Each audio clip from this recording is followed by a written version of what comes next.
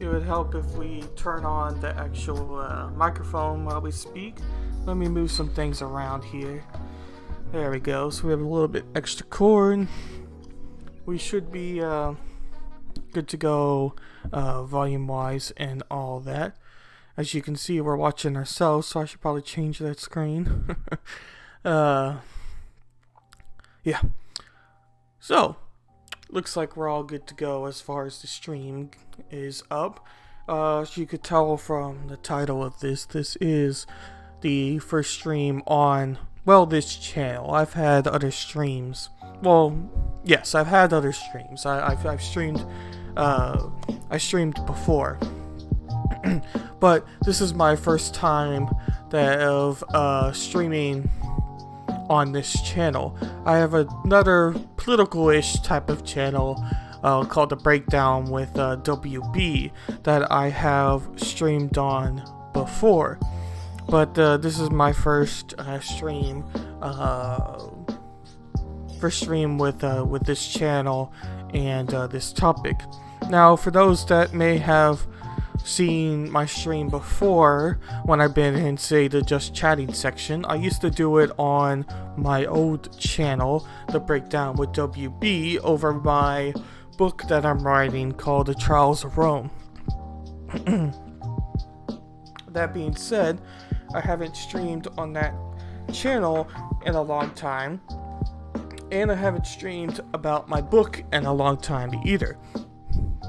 So I decided that I was going to take things a little bit more serious, and I was going to stream more about my book and probably start making some political content here soon as well.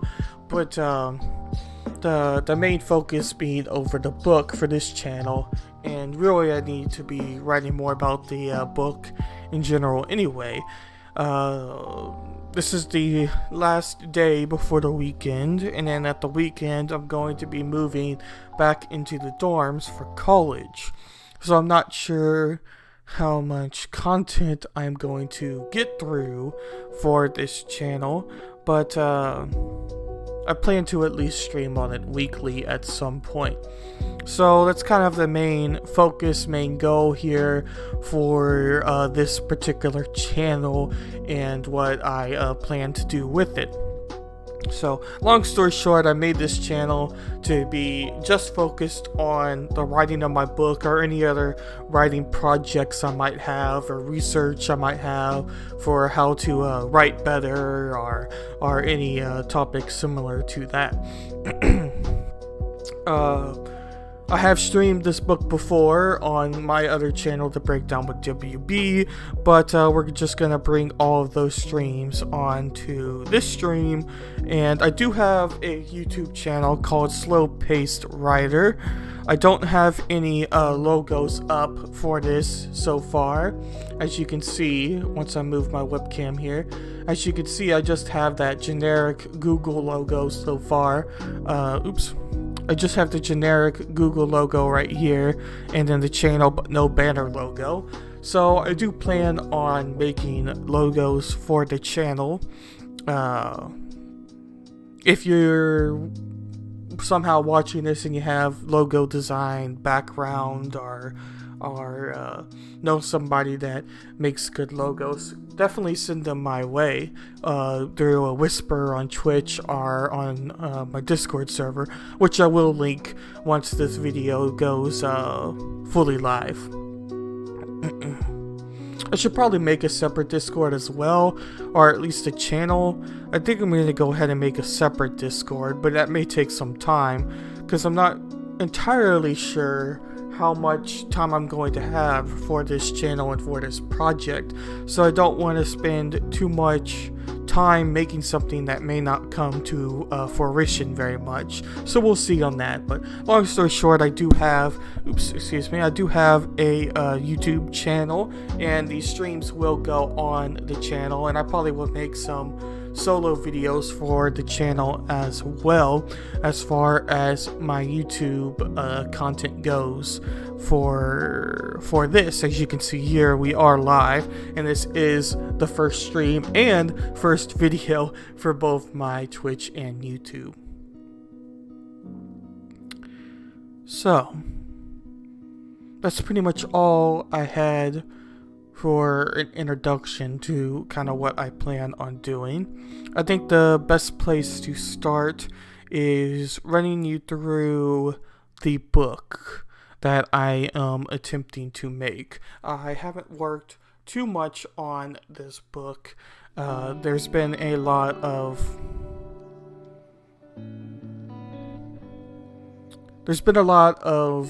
problems I run into trying to write this book and be consistent with it. But we'll just dive into the origins and what kind of got me started. So, a little bit of my backstory is I've always struggled with writing and reading in my career. Mainly just I didn't enjoy it that much. I have a learning disability, dyslexia, and I never tried to use that as a excuse for why I'm not doing well or anything like that. I never want it to turn into that.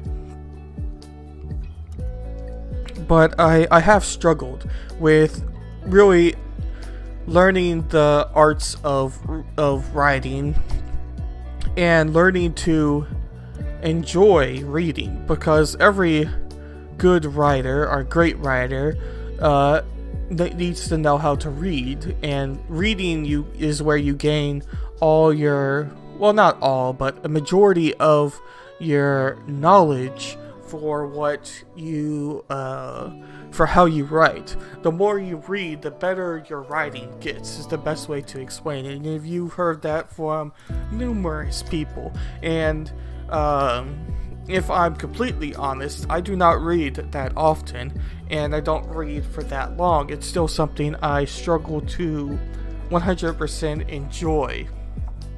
But I have learned to like it more. I've learned to enjoy it more and really expand on my writing skills. And I wrote this book. It wasn't originally a book. It was for a college credits class, where I had to write a horror story. And it was from this teacher that was a big horror movie and horror genre fan. He was the English teacher. It was a dual credits class, to be exact. But we had to write a 10-page horror story. And it could be anything we wanted. It just had to be horror related. So you could go the Halloween route, the Scream route, the college kids vacation route, the Lost Cabin type of scenario, or you could come up with something different. It just had to have some element of horror in the writing style. So I decided that I was going to make my story off of a medieval scenario, a medieval genre, you could say, for how I was particularly writing this. So it had to be 10 pages, and it was medieval genre, medieval based.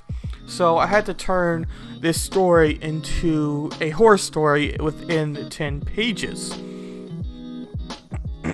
So I went ahead and wrote this prologue, or originally the 10 pages. And it was really good.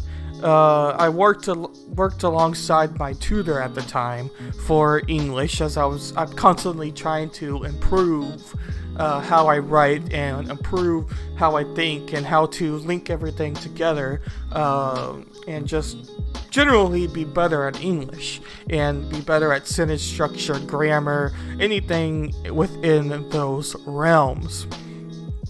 So I decided that I was going to what's the best way to put this? I was going to make this horror story into a book, or at least a longer story, because this is the first time where I've tried to really tackle a long-term project and really make it into something that's bigger, make it into something that's improved, make it into something bigger than 10 pages. I'm not really sure I'm explaining it best, but I'm trying to make this 10 pages into a couple chapters at least. But really I want to make it into a short story, and really try to tackle long form writing, and writing that goes across multiple chapters, and stories that link together, and characters that somebody will want to turn the pages to. And so I decided that I was going to try to tackle this project. So originally, within the Breakdown with WB channel I was debating how I wanted to go about it, and we came up with two strategies. The first strategy being the Trials of Rome, the book, the name I titled it, idea number 1, and that being the prologue, turning my 10 pages without any changes and making it the prologue to the story, and then writing the first chapter based off of the book. And that was kind of my first strategy, my first idea I had for this story, was making an original chapter based off of the original 10 pages I had without any changes. Excuse me. The second idea I had was expanding on the original 10 pages I had and expanding that in as the first chapter of the story. So I wouldn't have a prologue. I would have to write that later on, but I would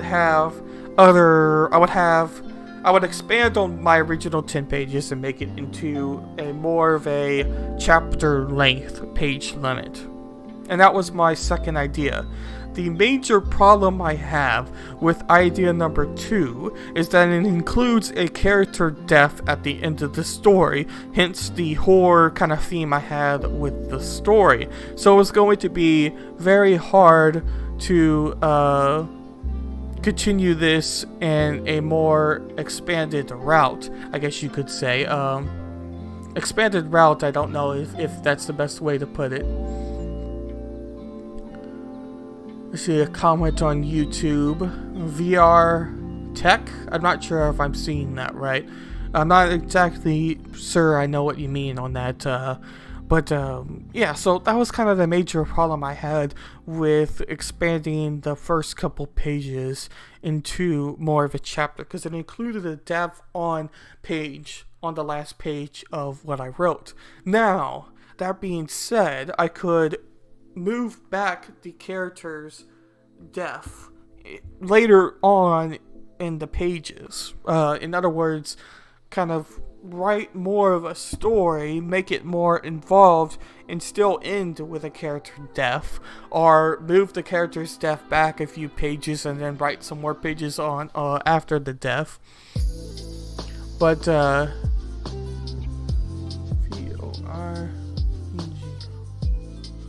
I'm not entirely sure that fits best. So, long story short, I decided that I was going to start with the first idea we had and keep this as the prologue of the story, and then I was going to go and write the first chapter of the story based off of the prologue, or starting the chapter starting the story in a way brand new, because the prologue is important, and some people do read the prologue, obviously, but it keeps what I wrote in a steady, pure way. So, later in the episode, I might read the prologue again from front to back. It's only 10 pages, so it doesn't take that long. I may do it for a YouTube video as well. But for right now, we're going to go past the prologue and go into the first chapter of the story, and kind of what I am writing based off of this chapter. And obviously, as I've already mentioned, this story is based in a medieval scenario and kind of a light fantasy genre, sci-fi-ish, well, not particularly sci-fi. I kind of got my inspiration off of Game of Thrones and another story. Let's see if I can go ahead and find it. I can't remember its exact words right now, but I believe I had it back here.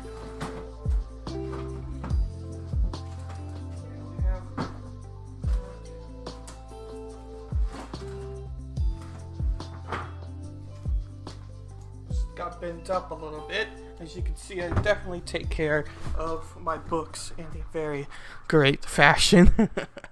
But as you can see, I have the Game of Thrones story. A lot of inspiration off of the Game of Thrones.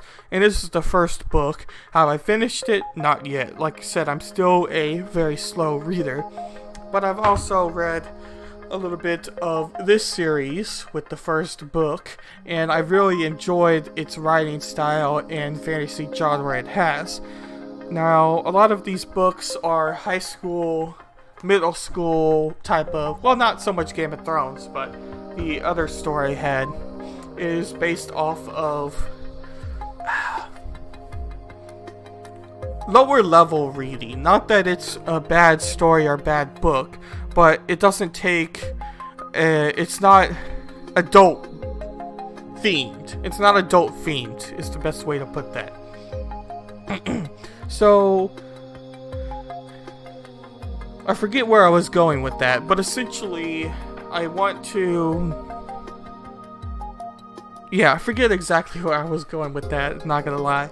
But I have read those books and kind of got a little bit of inspiration from both of those stories within trying to come up with something modern, something different, something related but not the same, because I definitely don't want it to be the same.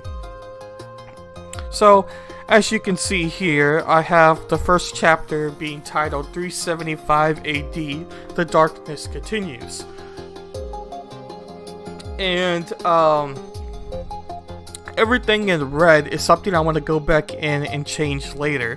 The red with the D is because I'm starting a lot of sentences off with D, and I don't necessarily think that that is the most thrilling way to read the story. So I decided that I'm going to go ahead and come back later. So what I struggled with at first as a writer was I always wanted to change something as soon as I knew it was wrong or off.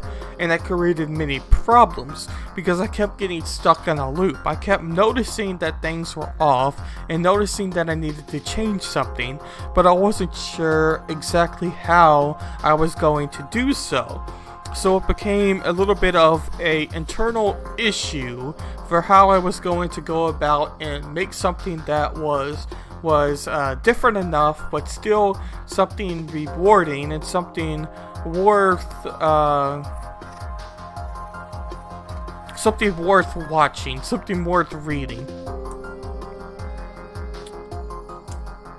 And later on, it also highlighted things in red, and if they needed extra context, I went ahead and added that extra context like you can see here. So basically everything in red is stuff I want to expand upon, stuff I want to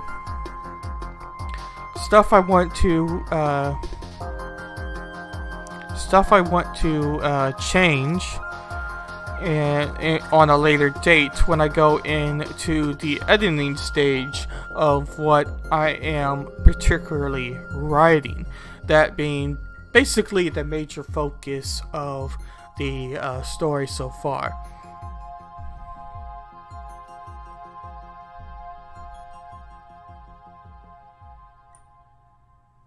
So, I think I'm going to go ahead and read what I have for the first chapter. That'll get my head more into the particular thing I'm wanting to start with and wrap my head around, and then we can get into kind of the major focus I had to this first stream and trying to get my thoughts in a row and all the items together. So, we'll go ahead and start reading this. The summer sunrise hits the northeast castle wall, casting an ominous shadow even the greatest enemy would be afraid of. The poor and the wise were the only ones awake, although they lived very different lives. The village beyond the castle walls never knew the time of day. As the sun grew to its majestic beauty, glowing to just the finest hues of red, oranges, and yellows, Sir Jester, along with the rest of the royalty within the castle walls, never knew this light as a wakeable force. The towering, thick ashlar walls stood so high a giant couldn't even peer over. Walls have stood for hundreds of years at the greatest empire of ocean gods' presence. As any legendary castle that has stood the test of time, there were several layers amongst its defense. There were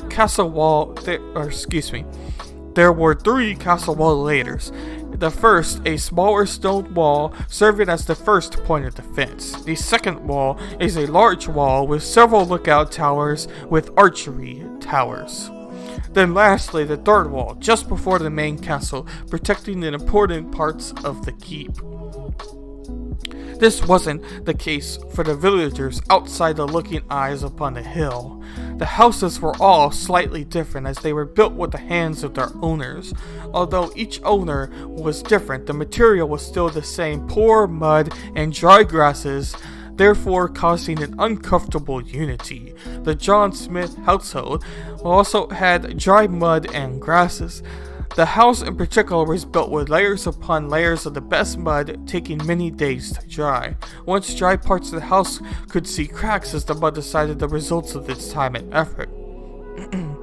The John Smith household focused on farming, with the oldest house and family of the Pleasant folk. This was because many generations expand on the house through knowledge and skilled labor. The house was built with 3 different types of muds, as the first acted as a binder, second as a crack resistor, and the final as a smooth holder. The outside layer was covered in dry grass, as every other household. The difference The difference was the John Smith house was the grass layering itself. The grass was layered in rows going downward and across, binding on itself like a diagonal lashing. The layers muds of the Smith household were so well constructed compared to the rest of the village. The Smith household, although it was well kept, still had its broken parts. These parts would bother John Smith, as he was the caretaker not only of his family, but of the whole village. His attention to detail was admired by the whole village, as he deemed the best from everyone. Some would call John Smith the king of the fisher folk, in that he could speak with the fish. Either way, he could also come back with enough fish to live well on. John Smith taught his oldest son, Leo, the tricks of the trade as a fisherman and fish whisperer. John Smith and Leo Smith looked strikingly similar, even for a dad and son. The striking black, thick, curly, yet short hair stood out. They also both seemed to have blackish brown eyes with slight hints of green, depending on the time of day. The most noticeable difference can be seen in light or darkness. The incident claimed Leo's hand and casted a dark shadow only the sea knew to be true. All the village knew were Leo's screams as the waves rode closer to the land, and Leo never said a word about what happened. The village gave Leo underground nickname only whispered. Isabel, the daughter of the Smith household, a put together yet shy, only speaking in the softness of tones. So that is what I have so far for my first chapter, and obviously there are some choppy bits that I think need to be better explained, or just generally better sentence structure, better grammar, to really make the story pop out and make the story something that's more enjoyable and something that is easier to read. I'm gonna take a quick drink here.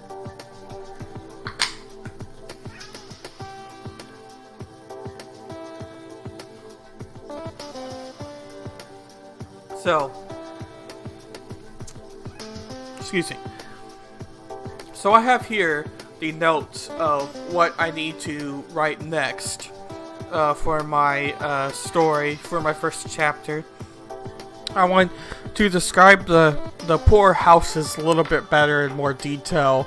I want to compare it to the rich. Then I want to mention Catherine's name. Then I want to introduce Sir William and Sir Jester. Then I want to the head of the Queen's Guard to show as the band name. And then I want Sir Jester talking with the soldiers about his defense plan. And then I want Catherine to be walking through the dungeon to end chapter 1. So all of these characters need to be fleshed out a little bit more and are all going to be included within my first chapter. I'm going to be talking about each of these characters in a little bit more detail here. Let me go ahead and go to this screen for a little bit, and then I'm going to pull up excuse me. Then I'm going to pull up my software I have here to keep track of all of my characters in more detail. So we have our screen pulled up here, and this is a great program called the Campfire. It is really helps to keep track of characters and make things more fluid and more consistent, and something that's just generally keeps your ducks in a row. Somebody like me, I oftentimes struggle with how best to with organization and with making something that's complex and something that matches with another story. Kind of the web we think about. You want a story, especially when you're writing when you're writing something that expands across multiple chapters. You want a character you mention to be mentioned elsewhere and have the same personality, unless if it's some bipolar-ish character that you later learn is bipolar, or something that fits within the moral of your story, or fits within your story structure, or how you best want your character arc to include. But you want characters that are consistent, and you know what they are. If you have King Henry as the king, you want next time you mention King Henry to be a king. You don't want him to all of a sudden become a villager, even though it's the same character that you're writing about. So that's the first thing that you absolutely have to have if you want to have a novel or something that spans across multiple chapters. Now, the next thing is you want, especially with a fantasy type, kind of sci-fi-ish type, kind of low fantasy, whatever you want to call it, novel that I'm writing, you want your characters to have story arcs and character arcs. And you want them to really have multiple different feelings about it. Not that they're changing their personality, so to speak, but that you really get to know your character and how they think and how they go about living their lives, or how they interact with other characters. How advanced are they? Are they somebody that's strategic? Or are they someone that's brutal? Why are they brutal? Why are they strategic? What led them to that route? You want characters that you can really get to understand and get to know. So that's the second reason why you want your characters to be consistent, and you want to make sure that your story fits those narratives in the way that it should be. So, without all of my jibber jabber, we're going to go and view our characters here. And we're going to kind of just flush them out a little bit more. We're going to add some more information about them and just generally make them more understood so that we can wrap our heads around how they're going to interact with the story and how we are going to continue what in particular we are talking about. So we're going to go ahead and move this to here, and one day I'll be able to figure out these settings and make it a little bit easier to understand, but I think this works best for now, and we can always change it if we need to. So we have each character broken down within each empire. So right now this empire is called Ocean God. I've tried to come up with something that's related to the ocean, related to the seas, but I don't want it to be something that's cliche, boring, kind of kids type of name, or just something that is eye roll worthy. Like Ocean God for Sea Empire, like Yeah, I don't like it at all. So that's why I really want to change that part of the story. So right now I just have it as Unknown Empire. Then we have the Fallen Roman Empire that will understand more if you read the prologue to my story. And once again, I'm probably going to make a YouTube video where I just read that prologue and we can link it so that anytime I mention it, people have access to that video and can read with me or just listen to me read the prologue to my story. Then I have the John Smith household, and we're going to expand on each of those characters as well. And really good thing about this is it lets you add the physical attributes, it lets you add personality attributes, lets you add any backstory they have, what do they look like, how old are they, the references are going to be huge as I expand out this story, because I'll be able to add them to any scenario that they were also mentioned in or participated in, and that will also keep the web as the story expands out great. That's the thing that a lot of people compliment George R.R. Martin about, that his stories always have a complex web and things that interact with each other, and it makes his stories very interesting to read and try to figure out, and keeps you turning the pages of the story. Similar to this other book I mentioned, there's a little bit of a web to this book as well, but it's much more of not particularly fantasy type of genre as is the other book. So, well, it is a fantasy, but not as adult fantasy, I guess you could say is the better way to put that. So, that's why I want to make sure that I, for one, can understand it, and then I want to make sure that somebody else that comes into this story can understand it, because if I mention Sir John as a villager, and next thing that comes up, he is not a villager, it makes the story very complex and something that can't really be understood very well. I'm going to take a quick drink, and then we're going to check on something, and then we will continue.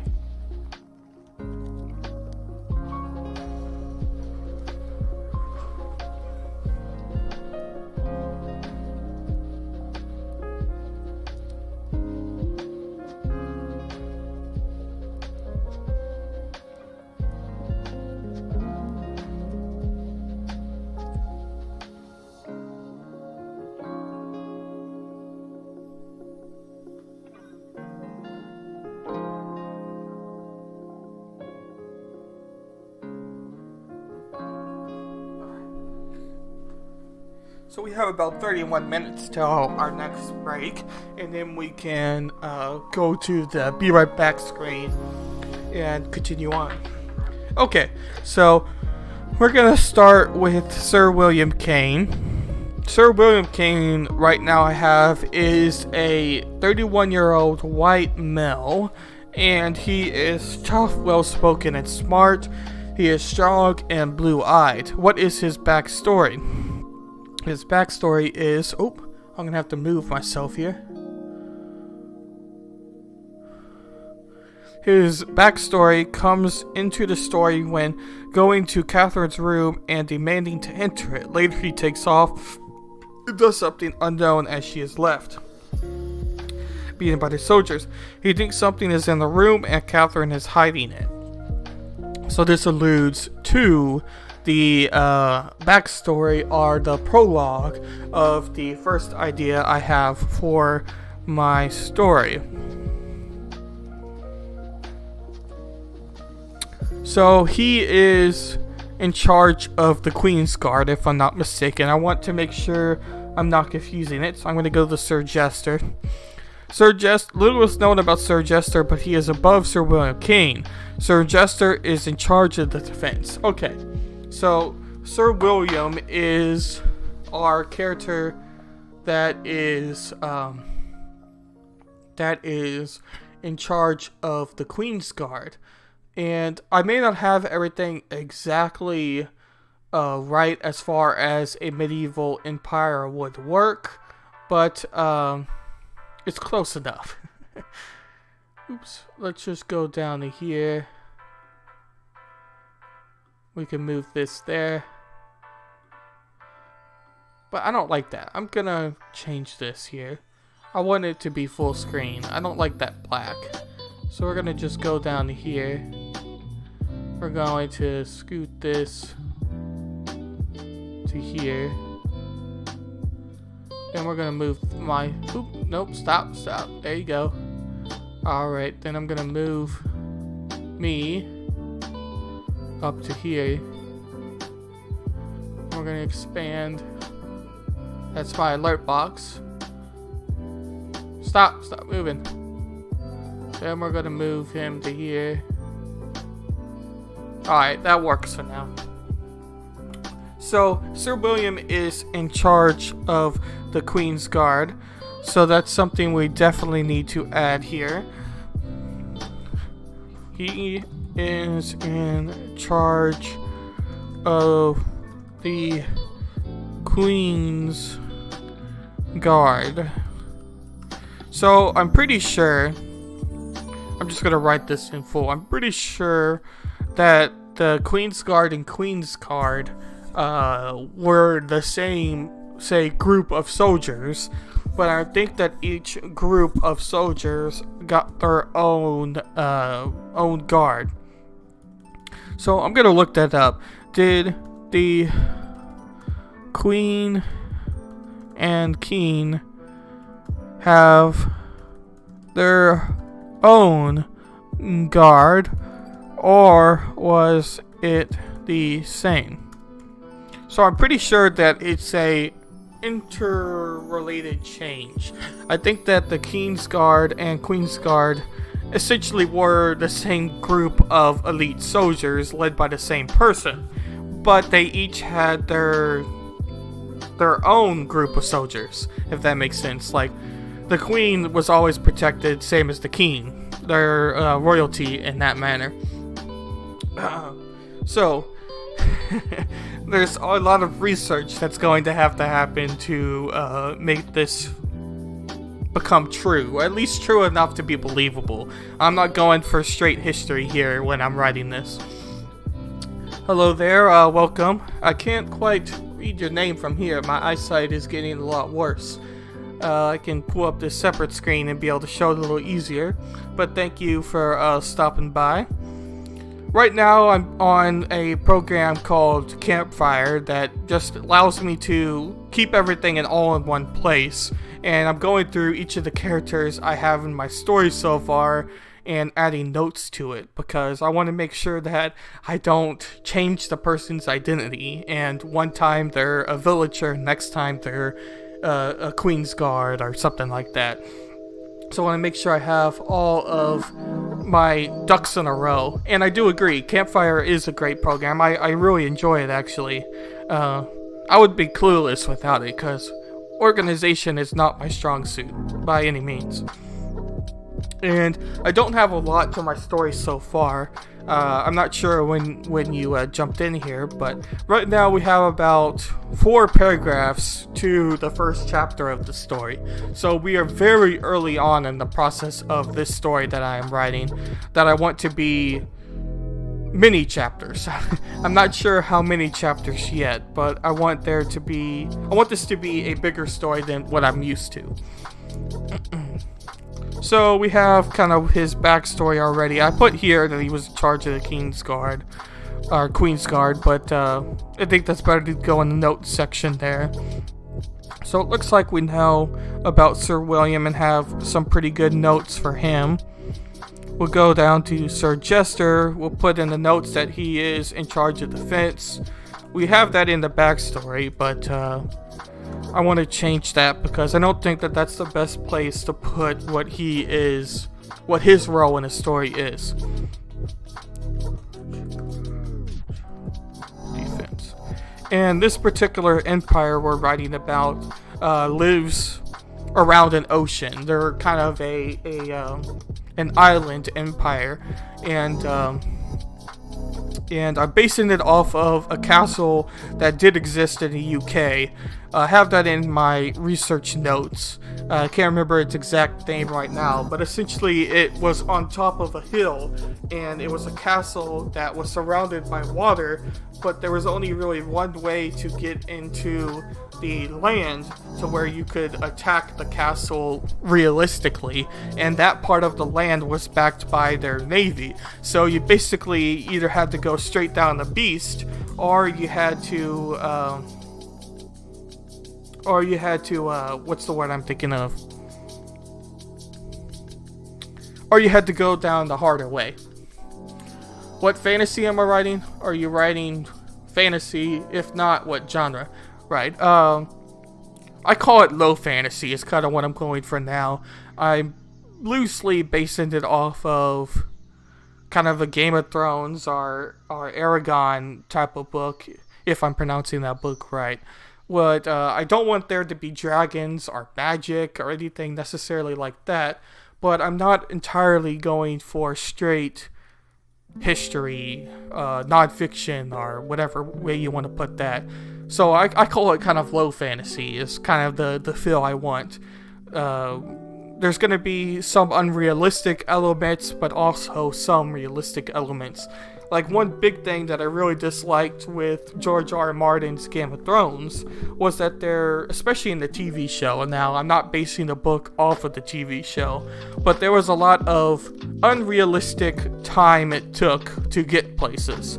I want my book to be realistic in that part. So yes, you could say that that is boring, them taking months just to get to the next, say, city over, or village over, or whatever you want to call it. But there's a lot of things that happened in traveling that I think is very interesting and isn't written about that much within books like this.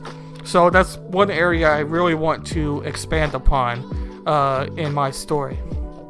So, right now, in what we have with Sir Jester, really in the prologue of the story, is that we don't know that much about what he looks like yet. All we have is him mentioned by name, so there's no character of who Sir Jester's personality is necessarily, or physical attributes.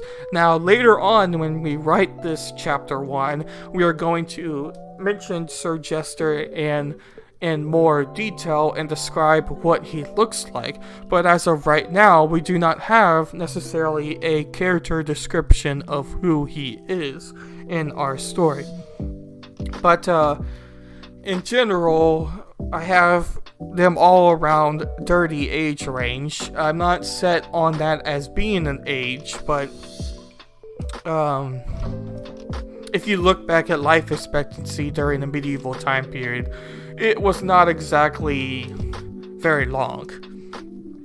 Yeah, I do think it sounds interesting and something to expand upon. Now, there may be a reason why writers in kind of the low fantasy or fantasy genre don't write about it. There could very well be a reason for that, but that doesn't necessarily mean that I can't attempt it or try to expand on it. Now, we're going to go ahead and add some personality traits, because when we go back and write the story, we're going to want something to be based off of. So if we go back to Sir William Kane, I believe we have something related in his backstory. Let me see if I can find it. Yes. So so essentially in the prologue of the story, I was originally written as a 10-page horror story for a college writing class. And I decided that I was going to expand this story into something much bigger. So he came in as with some soldiers and tried to figure out who was in the room, because he thought he heard other people in the room. And in short, he did figure out that there was someone else in the room. And they ended up beating Catherine here, a character we haven't mentioned yet, and Catherine ends up killing one of the other characters in the story. So Sir William is mentioned briefly in the story, but has a very key role to play, and we know right away, based off of the prologue, that he is a super demanding person and super talented in his job. So we don't know much about that besides that he is really good at figuring out and protecting the royalty of the castle. So that's what we know from Sir William. So Sir Jester, like I said, is only briefly mentioned in the prologue of the story, so we don't know too much about Sir Jester, but that doesn't necessarily mean that we can't add what we want Sir Jester to be in this first story. So for personality, we have to think of who somebody would be like as a character of a defense of a nation. So, as I have briefly mentioned before, Sir Jester is in charge of the defense, and this particular castle is based off of a real castle that existed that was on an island. So, we are basing it off of that in some ways, but we can change things, of course. So I kind of am trying to put my head into the perspective of someone of a medieval character that was in charge of defense. What would their personality be? What would they act like within my story? Or what would a realistic person back in the day be like? So we have Sir William already being super demanding. That doesn't necessarily mean that we need the personality trait for Jester to be something more accepting. We don't necessarily have to reverse the role just because. That's not necessarily what we have to do there. So, what exactly do we want to mention for Sir Jester and somebody who would be in charge of defense as a personality? This is where comes the tricky part. So, I want him to be someone that is solely focused on his job. He's somebody that grew up through the ranks. So we're going to add that in our backstory of who he is. We're going to start there and then move forward. Excuse me. Once we finally get ridden. So backstory, here we go. Alright. So Jester grew up in the ranks. He became a soldier just like his dad. We will add who his dad is and who his dad is, and then we will add a character on that. He became a soldier just like his dad and knew right away that he would always be one.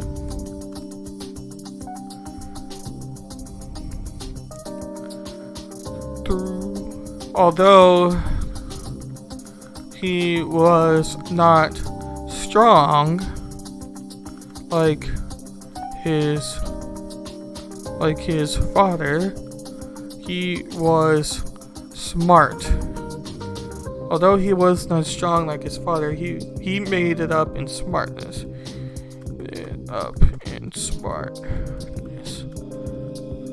made it up in smartness.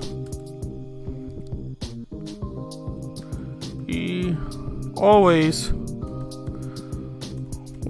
was a step ahead on his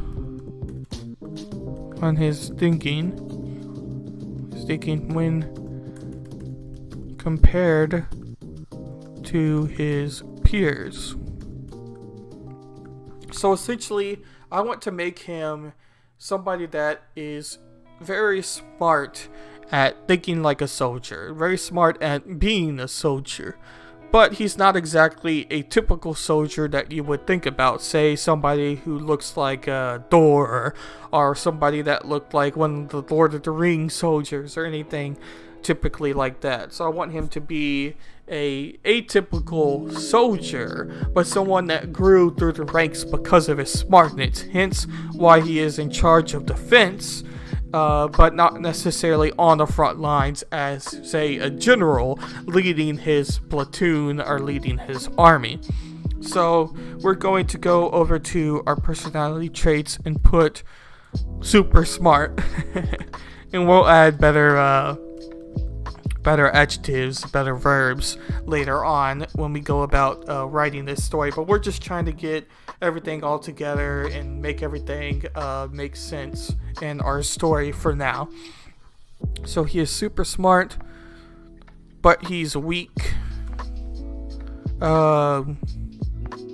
Physically wise.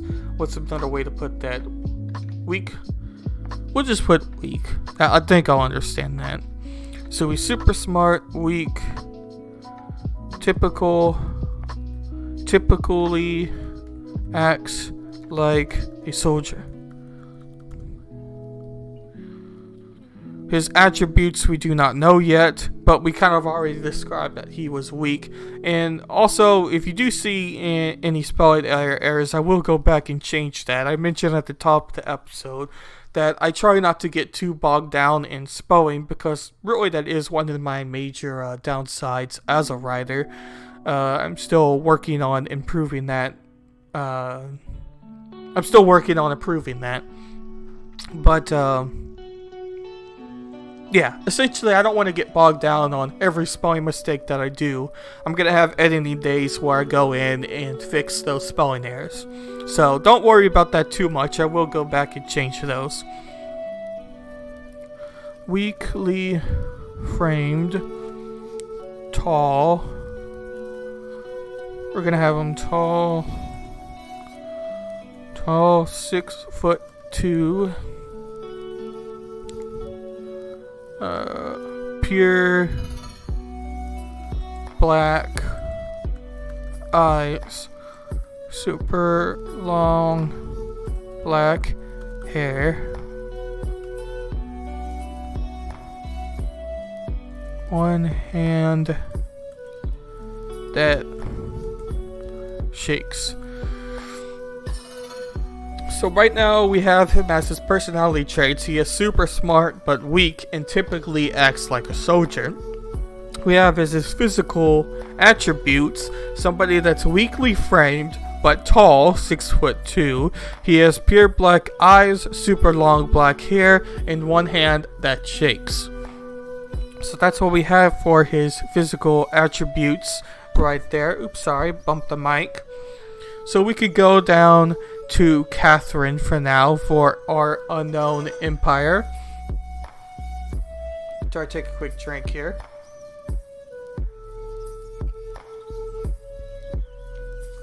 So Catherine in our story is somebody that comes in the prologue. She is frankly the main character of the prologue, at least the second main character. There's Sir Felix, if I remember right, being the main character of the prologue of our story here.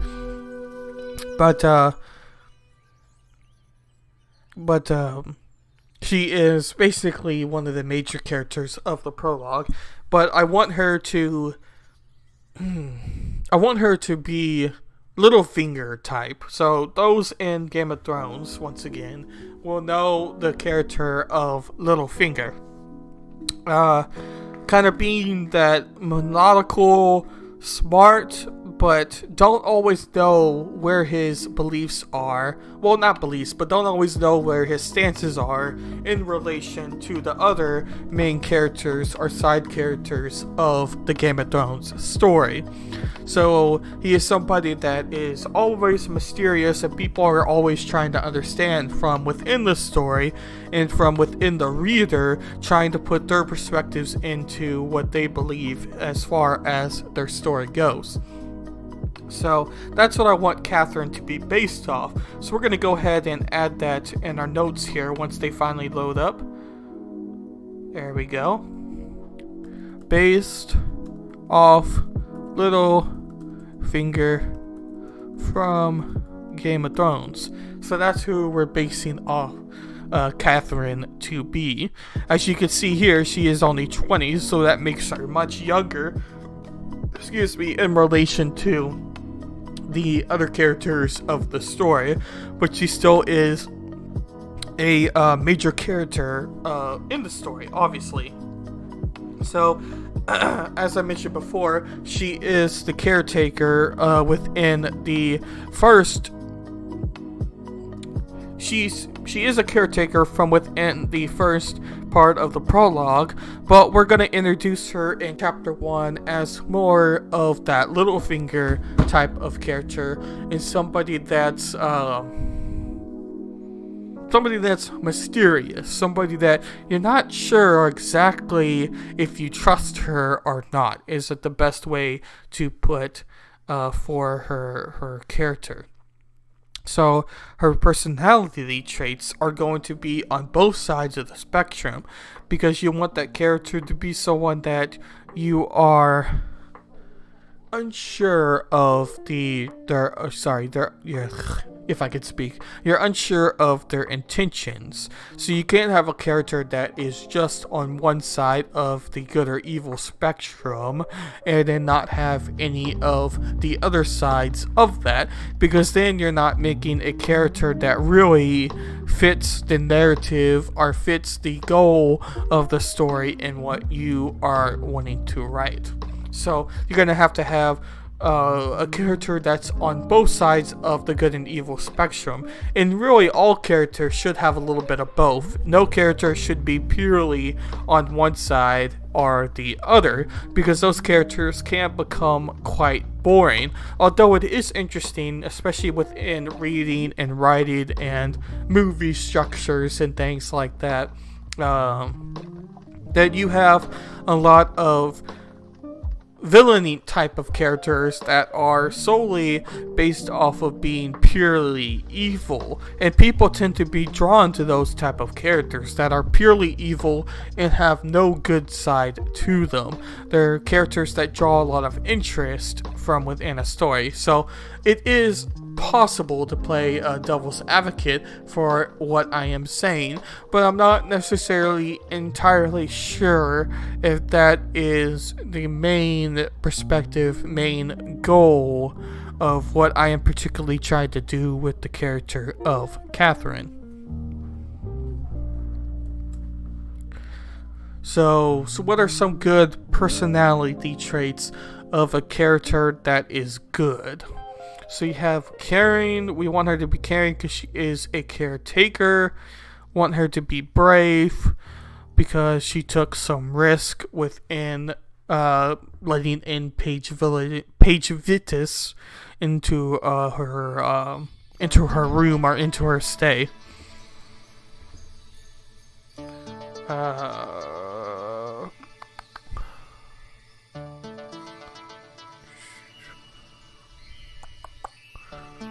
Trying to think of some other good personality traits that would fit Catherine from the little we know about her so far.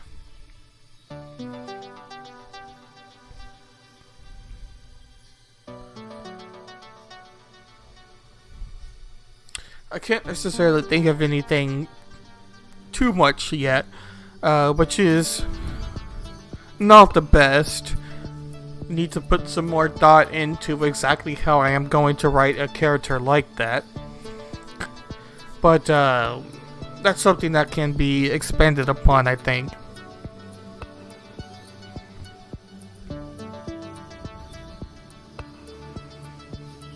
So that's where you see the backstory where she ends up killing Page Vitus if we do not change it. So you would be wondering, why did she do it? She did get beat. That shows a sign of weakness as far as that goes. Lacks care for authority. I think I butchered that, but like I said, I will go back and fix those writings, so we don't have to worry too much about that. But it is something we have to be somewhat concerned about.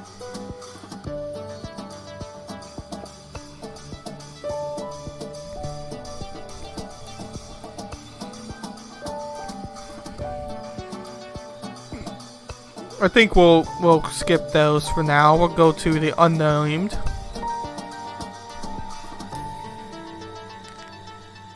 Go to this one here. Excuse me. Unnamed soldiers. I think we're good for what we have with them. I put them in just in case, but it's hard going to be mentioning every soldier by name.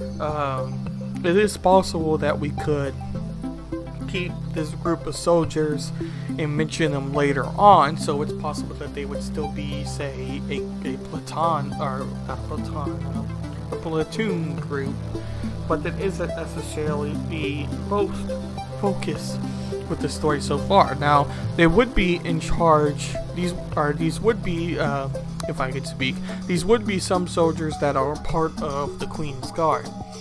So we are going to add that into our notes section, because these are going to be a group of soldiers,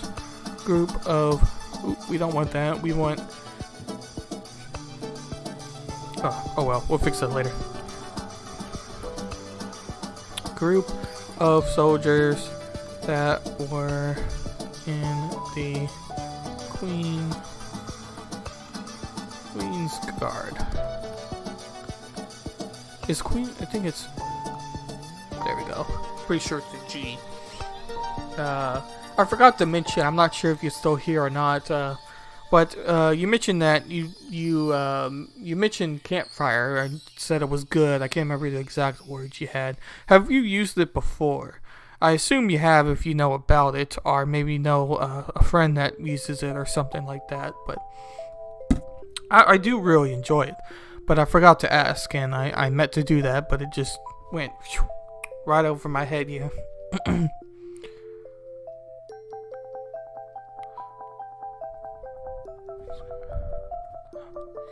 Yeah, I think that's all we need for the unnamed soldiers, really. I don't think we need too much on that. I did include them just to make sure that,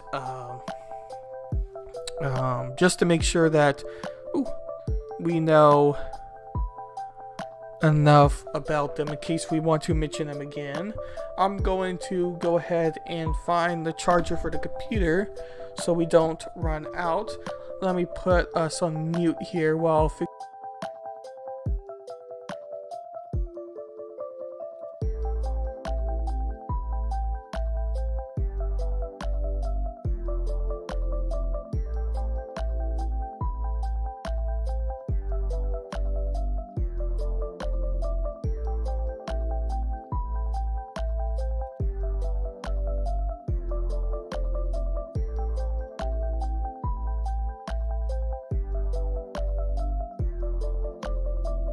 I have an old charger here from my computer, so sometimes it doesn't want to register. So hopefully we can get this registered and get it plugged in before we run out of juice for the computer here. There we go. Alright, so we're going to go ahead and move on to our fallen Roman Empire.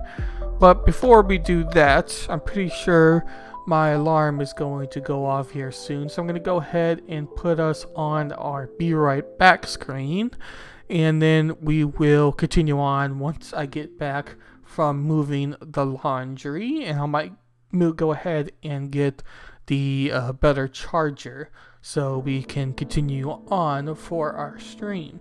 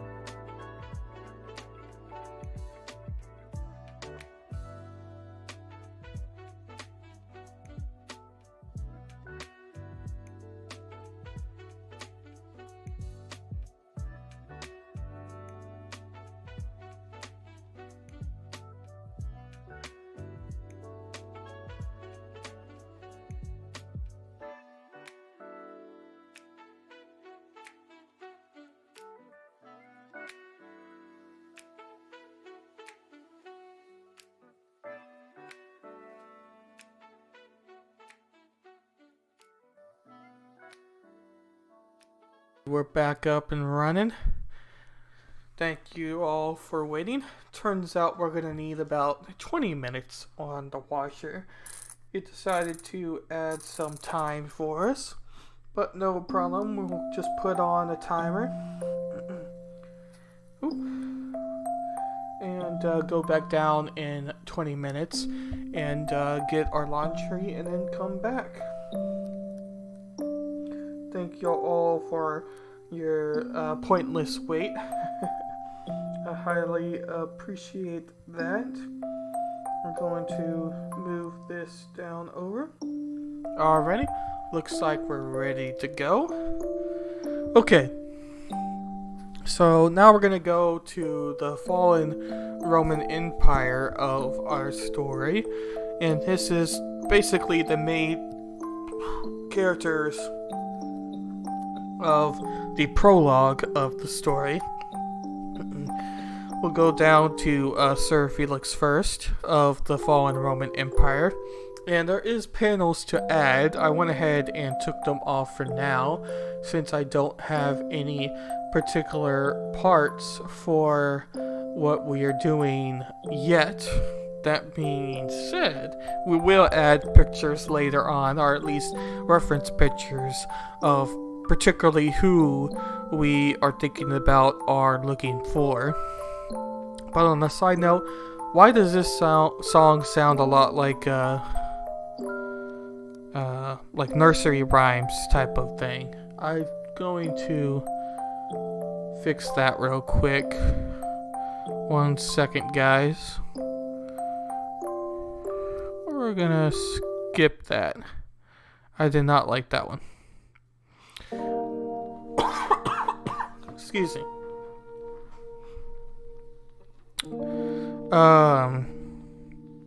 Yeah, if you do have a station that you think works or fits better, definitely can let me know. I don't have the paid version. I only have the free version, at least right now, for the program. If it is something worth investing in, I would consider buying the paid version, but we will see how all of that goes.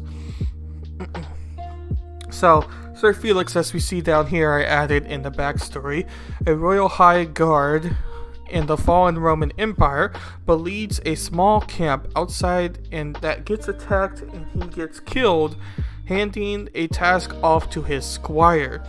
He leads a lead where lead Lord Attius ordered the construction of a further base in case General Pius were to attack.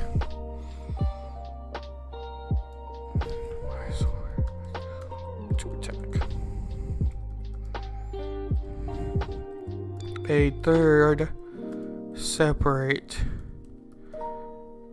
empire. Separate empire. We don't have that empire yet named, but that doesn't necessarily mean that we won't here in the future. We just don't have the name for it yet. So we don't know too much about Sir Felix as far as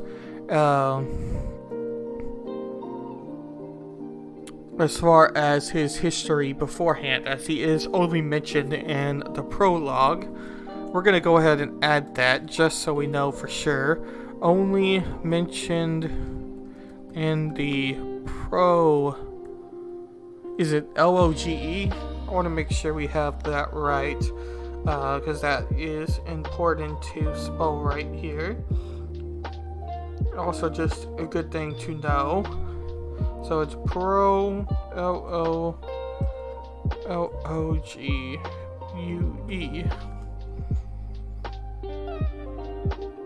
Yeah. So it's only mentioned in the prologue. And reference panel. We need to move you down to here. Move you down to here. We'll expand you there. How do we want to put this? Where he's mentioned? What do we want to call this?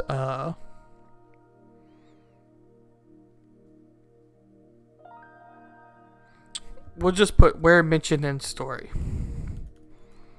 Where mentioned in where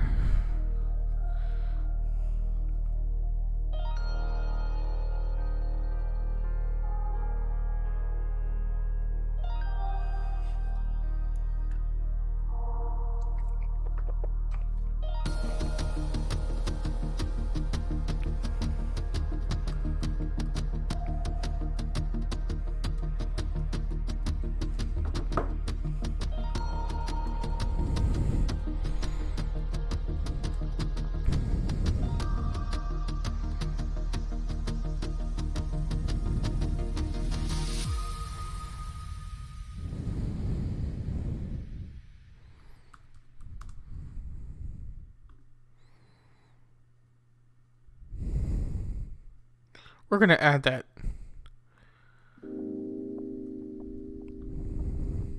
Hang on. We're gonna copy and paste this so we don't have to write it each and every time.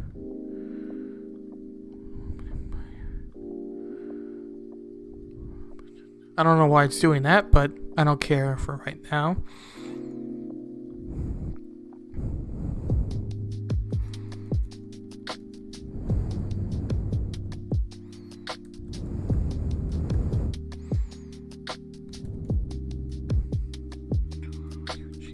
That's what it's spelled, right?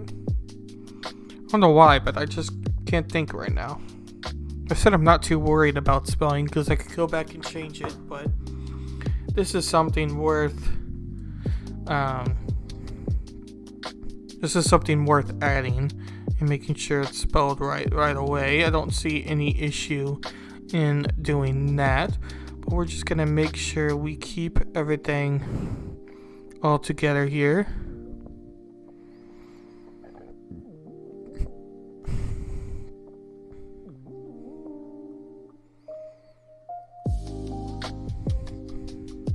Sorry, this is taking a little bit of time here, but we want to make sure we get everything all good to go.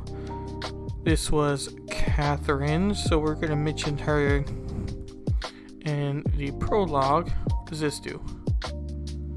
Oh. Yeah, we could do that. Oh, I see. That's very good to know. Chapter 1. Oh, hello. Thank you. This is just the pretzel, or is it called pretzel? What's it called again? Pretzel, yeah. pretzel music on the chill section, but I'm glad you like it, and welcome, Juice Tex. Right now I'm just on the program called Campfire that helps you kind of put everything all together in one place. And for me, it's something I struggle the most with when writing a story that crosses over multiple chapters. Making sure you mention the character and the character stays the same person, you know? You don't want your villager to become the king when you mention them the next time. That's not particularly what you want in a story. So right now, we're just making sure we have everything all lined up and making sure we know exactly what we're doing here with the story for our first chapter. It is a great program. Up here it has where you can do character arcs, you can make a timeline, you can add relationship statuses, you can make a ward map. You have the ward building pack, which I bought. I haven't used it yet because I'm still in the very early stages of making this. But I believe it was extra price for the ward building pack. But for a fantasy story, a low fantasy story, ward building is essential. So I went ahead and bought that. But I really enjoy the program. There may be cheaper alternatives out there, but it's the one I found that I enjoy the most, really. So I think it's worth an investment for someone that struggles to keep things consistent and keep things to where it makes sense. So I think the Campfire really helps for somebody like myself. Others may not find organization a hard thing to do, and if you're somebody that finds organization easy, then there's may not be a reason to use the program. But for me, I find it really good thing to use. If I can drag this. No, I don't want that. I just want to move it to the side. Yeah, ward building is essential in fantasy. Oh yeah, it definitely is, Juice Tax. If you don't have a good ward building in your story, you're not going to have the person turning to the next page. It's essential. It's very much essential in our within writing a fantasy story. So he's mentioned in chapter 1 as well. Sir William Kane is going to be mentioned as well. So we're going to go ahead and add a panel for him. Really, we're going to add a panel for everybody. But right now, we're just kind of writing our chapter 1 characters and building them out. So we definitely need a story.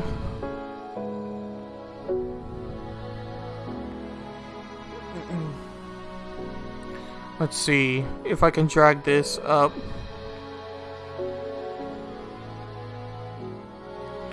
It's not always the most user-friendly, I would say. At least I have some problems with it sometimes, but I think that's just with anything. It's not always going to work 100% because all I'm trying to do is drag this up. But I think there's just a lot of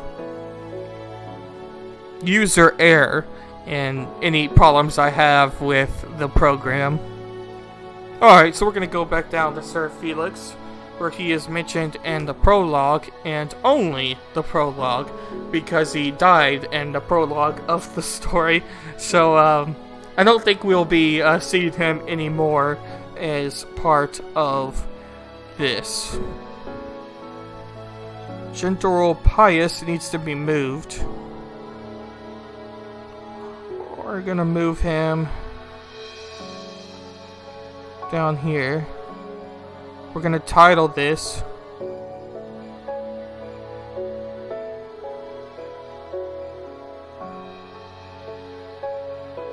let's see.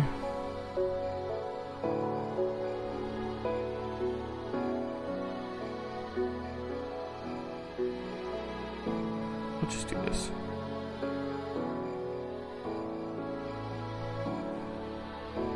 Why is it not letting me edit this?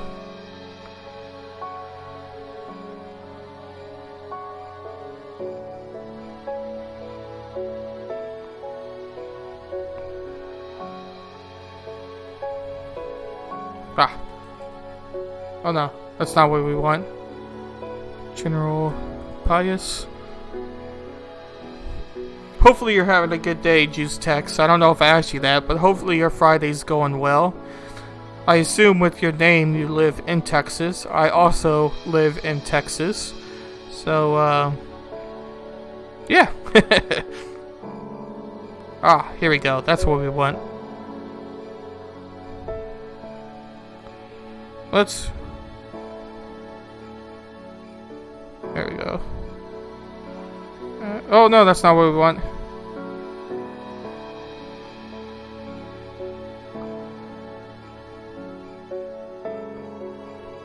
Come on.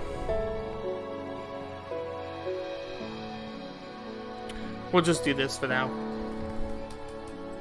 Then we'll figure out Third Empire to be named.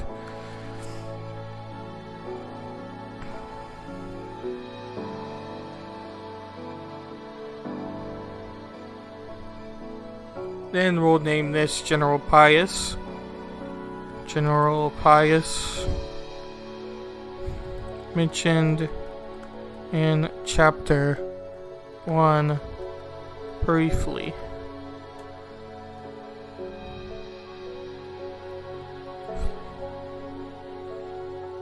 I'm gonna put this here. This here.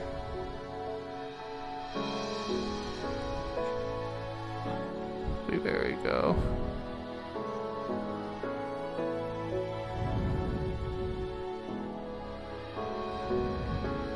Okay.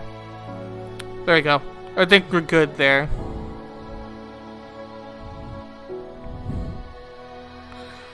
So now we go to page Vetus that ended up dying in the story.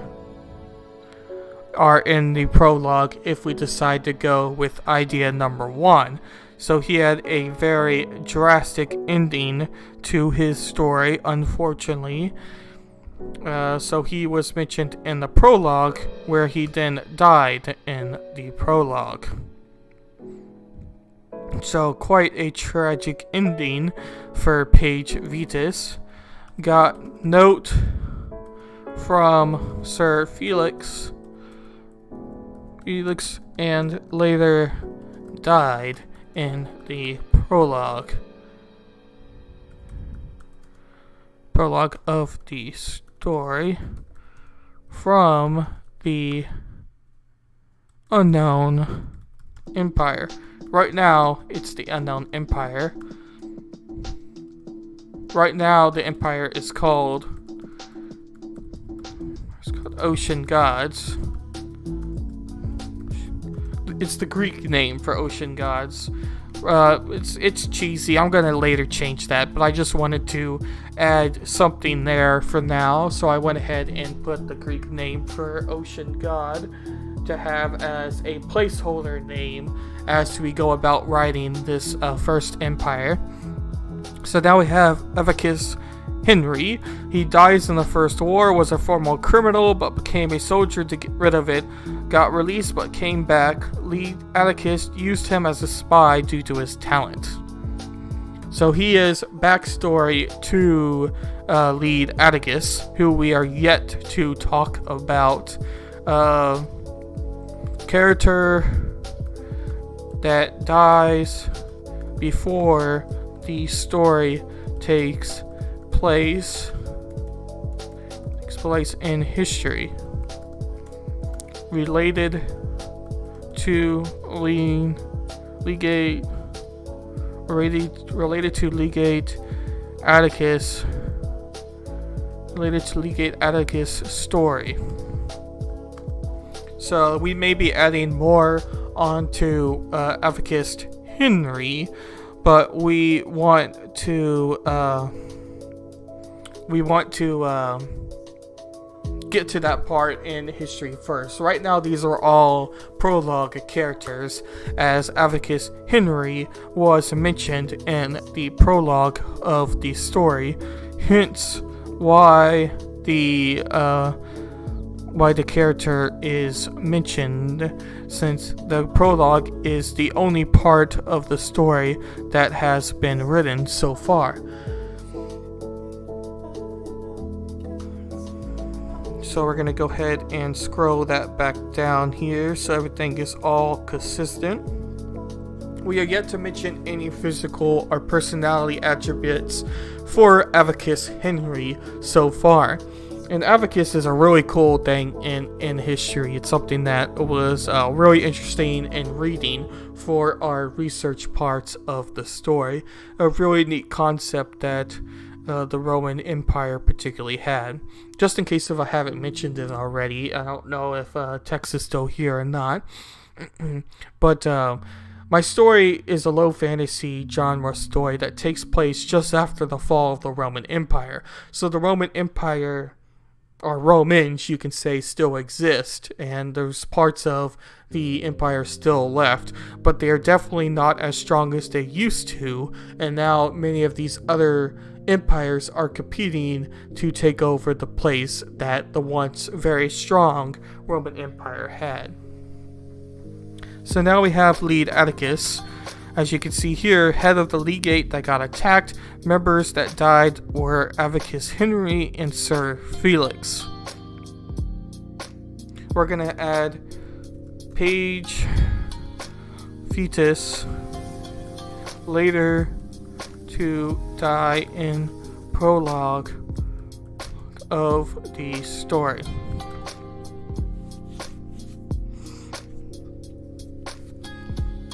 Add a reference panel for him.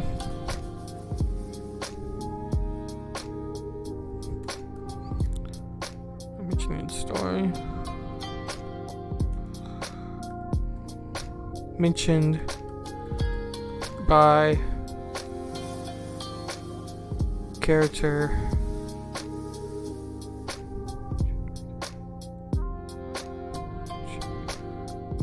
mentioned by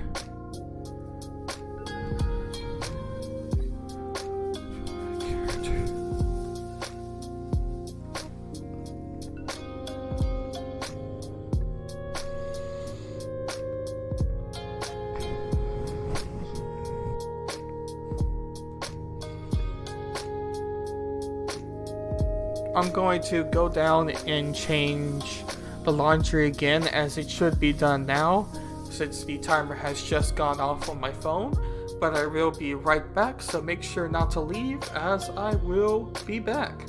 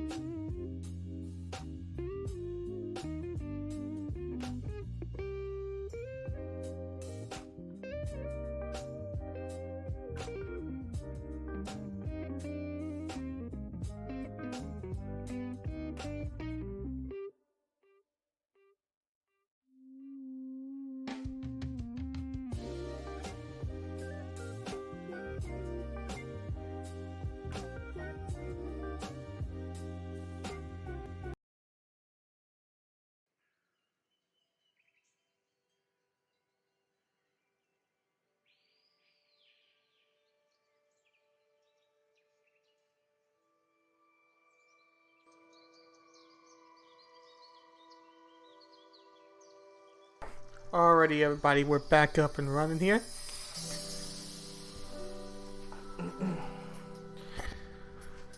Thank you for your patience for anyone that may have been waiting. So we're down here to lead Atticus. Legate Atticus is somebody that is only mentioned by a character in chapter 1. This is a bot. So, this is kind of distracting, but good.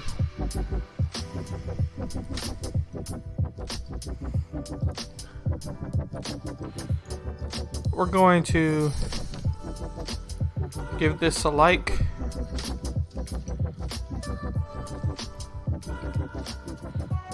And then we're going to go to the next one. Because I like it, but that was a little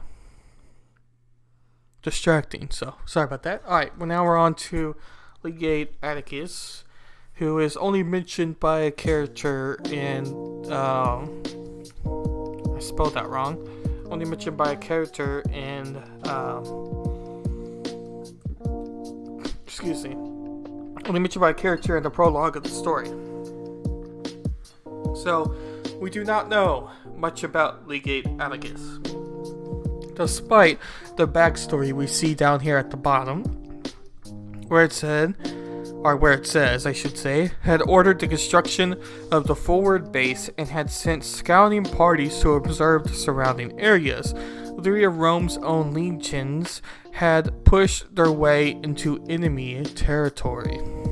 The camp would have been used to aid and protect forward expansion parties and to house the Roman soldiers and camp followers should General Pius Caesar decide to advance. So General Pius is based off of Caesar, so we're going to go ahead and add that in the notes as well. We're going to take this out. We're going to say based off history with the person of Caesar. Caesar being an actual person in history. I think everybody knows about Caesar when it comes to the history and whatnot. So, Legate Atticus. We have here his backstory. We're going to have his personality and physical attributes that what we do not know yet. He is not yet mentioned in chapter 1 and isn't planned to be mentioned in chapter 1 either, because right now we are mentioning the unknown empire of the ocean gods. I need to change that name. I do not like that name at all. I don't. It's cheesy. It's very cheesy. I don't like it. But anyway. So, I'm not entirely sure what I want to add to Atticus here quite yet. I'm not sure what I want him to be based off of. We have his backstory. We are not going to mention him in chapter 1. He is probably going to be mentioned in chapter 2 or 3, or maybe even later than that, depending on how I want to write the story. It also depends how much earlier the prologue is when compared to the story, or is the prologue a continuation of the story, meaning that the prologue is the start of the story and chapter 1 is based off of that prologue right away, and that could be the case as well. I have seen it both ways when writing fantasy types of books or anything relating to that.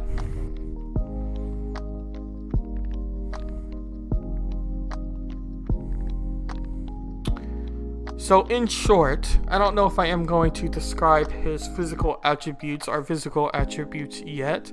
We may decide to add something on the notes here. That's what I'm debating about. I may decide that it would be best to mention him in a later on chapter. He is a character that cannot be forgotten from within the story. His spy and soldier got killed, and later soldier, or a later knight, got killed as well. So the question becomes, where in the story are we going to have them? And ultimately, we're not at that point of the story for that to be the main focus. So I think we're going to go ahead and move on from Legate Atticus.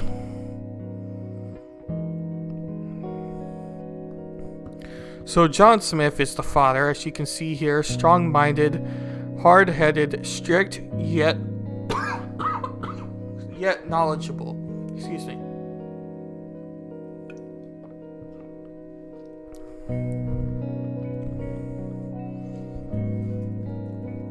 We're going to take out the references and put where he's mentioned. He's mentioned not in the prologue, but in chapter 1 of our story.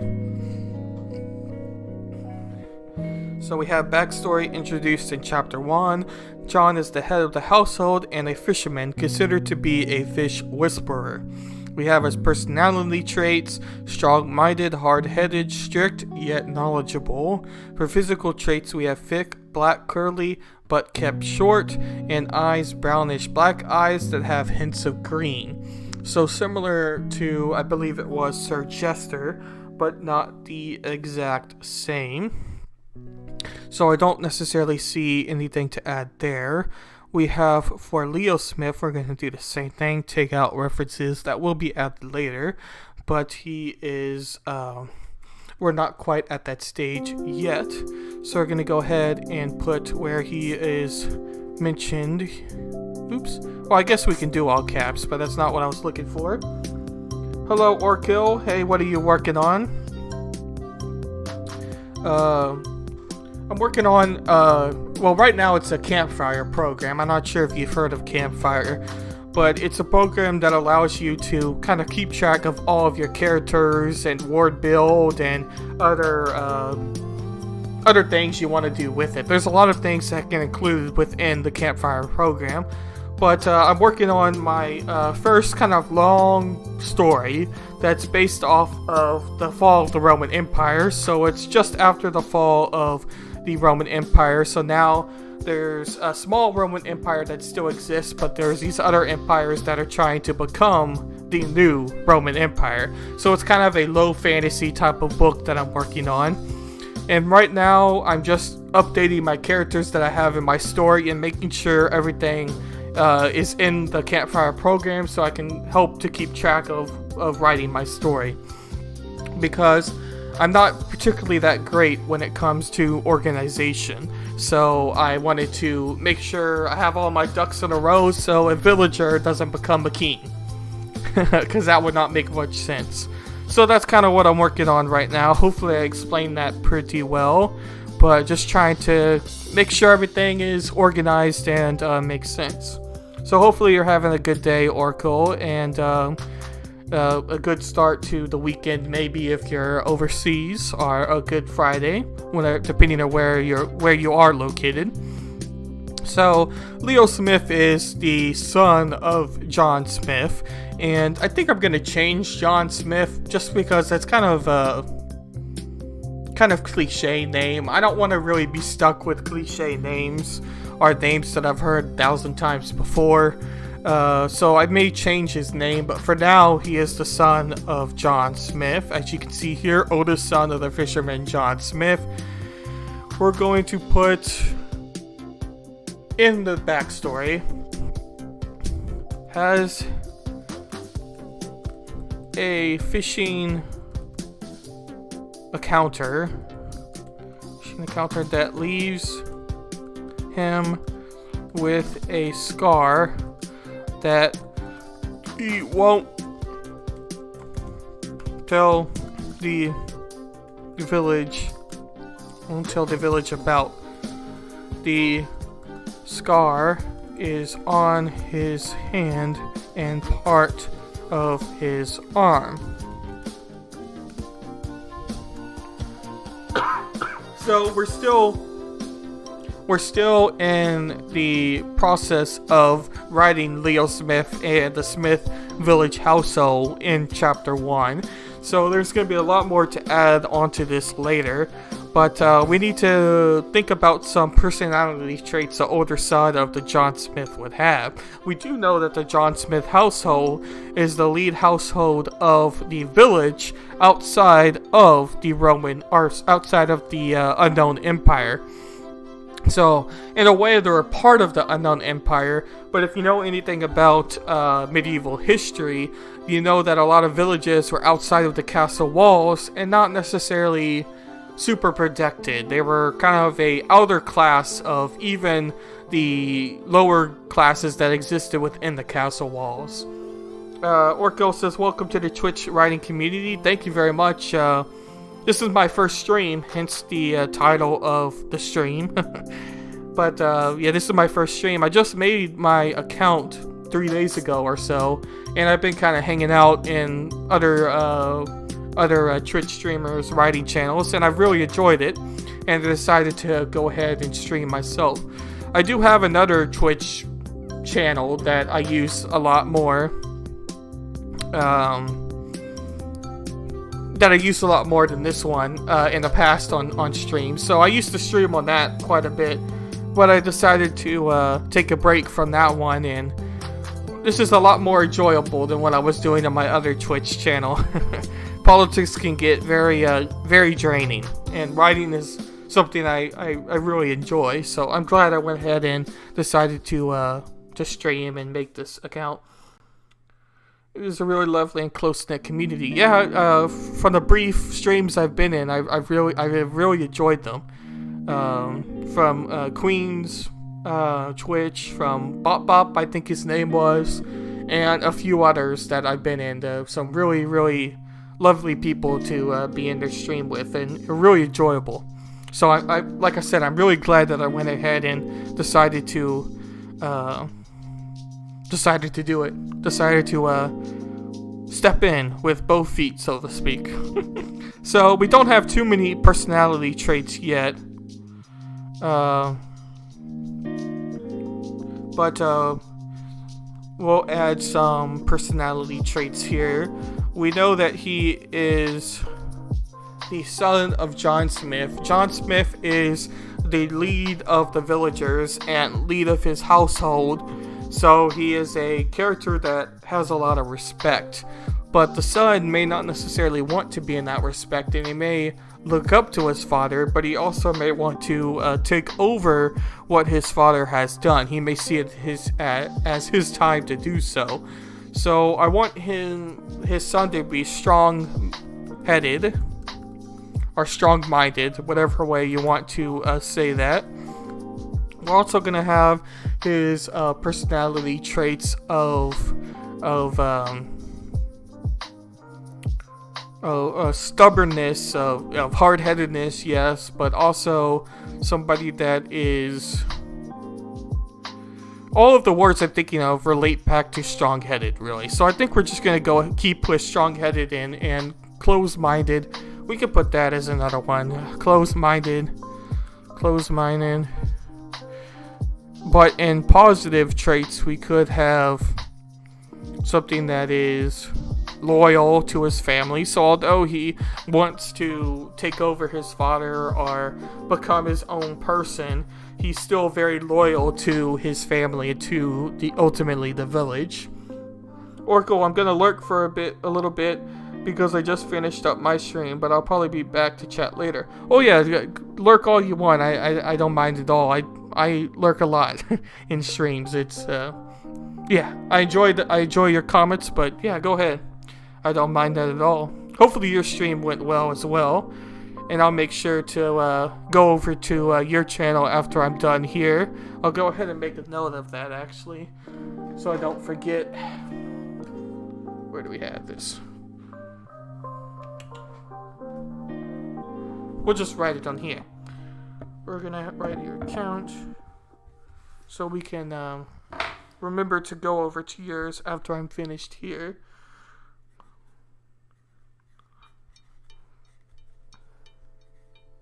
Okay, got that down.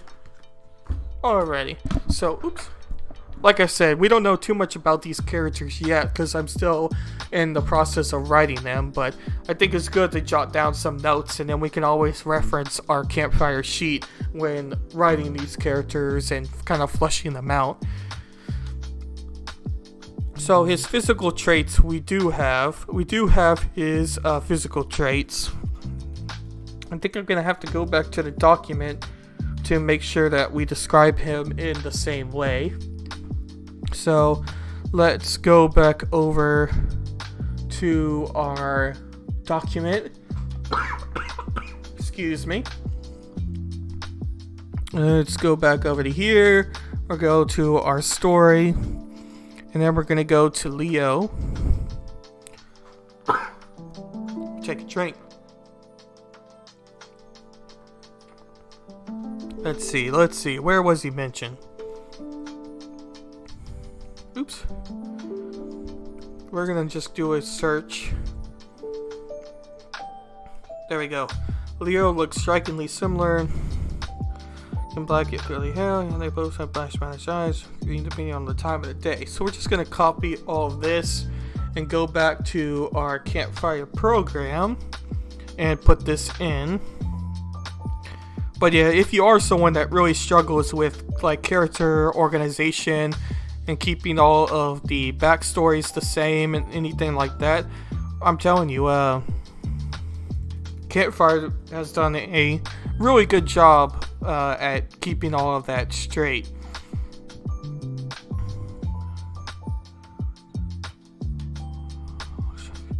For keeping it straight for somebody that has really struggled with that part of writing a story, because it's kind of the first time that I have really taken on writing a major project.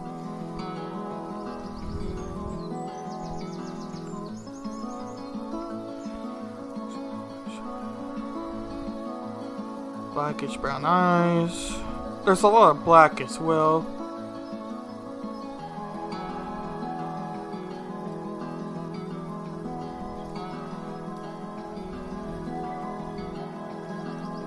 We're gonna move that to the notes.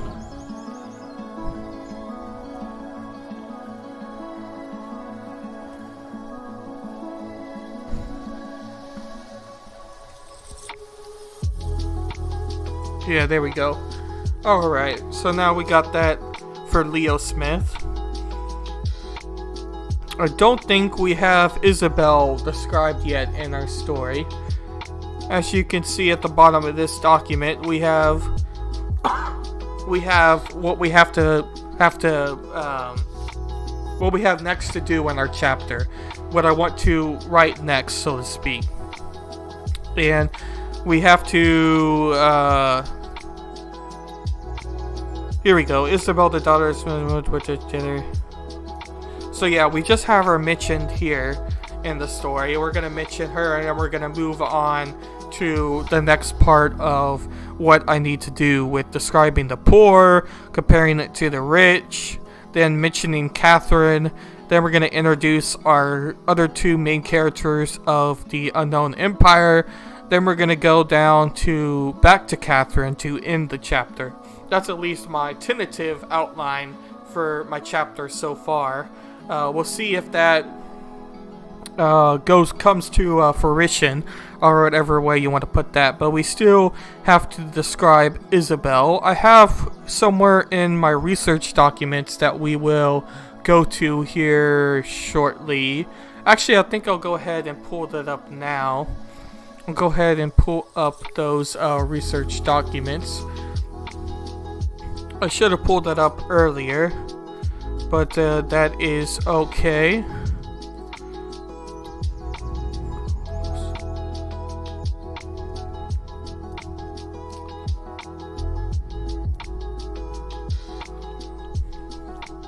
This was the research document that I have been working on in the process of writing my story here, as I have fully finished a prologue to my story, but I have yet to finish the first chapter, hence that's what I am working on.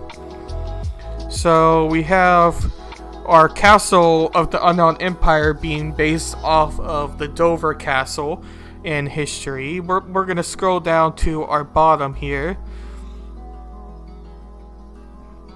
This is a lot of copy and pasted notes just off of things from articles I've read that I thought were interesting or related to something I want to write in the future, or something I have already written, such as a castle layout of Dover Castle. It is based off of Dover Castle being in the prologue, but that is not the sole focus of my castle. I obviously have changed a few things to make it more of something that relates to the particulars of what I want to write. Whereas I know for sure I researched this before. Did I not put this on the document? Looks like I put it on the document. Damn, that's a shame. Right here we have the peasants and serfs, because that's what we're going to write about next. The difference between peasants, serfs, farmers, and royalty within the medieval times, because it is what we're basing it off of. But it doesn't particularly look like we have what I was looking for, but that's okay. I at one point researched what the medieval clothing was for men and for women, so I'm going to have to do that again with Isabel to get a true description of what a medieval girl would look like during those times. I know that there was a lot of dresses and a lot of kind of formal attire, as well as general work attire during that period of time. A lot of dresses essentially, but we're gonna get more of an accurate description when we write Isabel in our first chapter. There's not going to be too much mentioned about her yet, but it is important to mention in the story and to get somewhat of an accurate description of what someone during that period of time would look like. So that was Leo Smith. We're going to go to Isabel.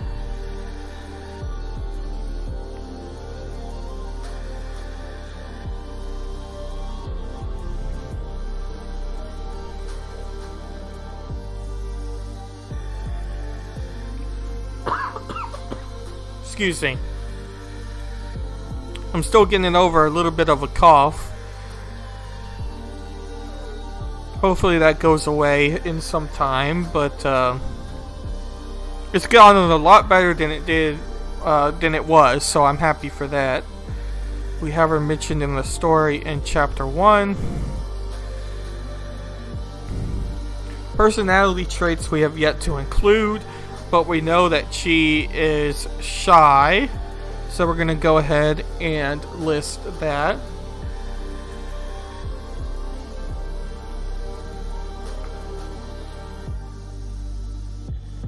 Where are we going here? Ooh. Okay, there we go. Shy. Speaks. And soft tones. Some soft tones. What's another personality trait she could have?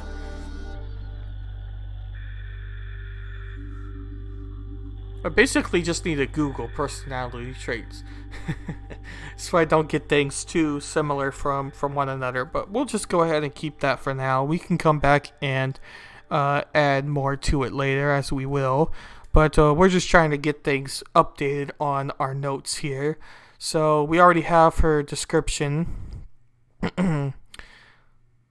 We're going to have to change some hair colors in the story too, because we have a lot of the same colors as well, from what I've realized. Which is okay, because they are located in the same region right now. But when we introduce new characters, we're going to have to make sure we change that up a lot more, as well as some characters that are existing now, for it to really make sense in my head. So there we go. General Pius. When I was little, I had a tree outside my bedroom window, and the moonlight spread its shadow across my ceiling. Sometimes, when I woke up in my groggy state, it looked like spiders. General.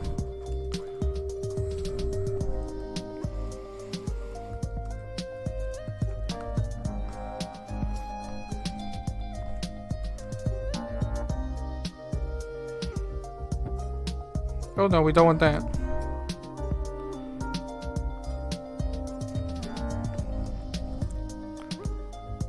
Well,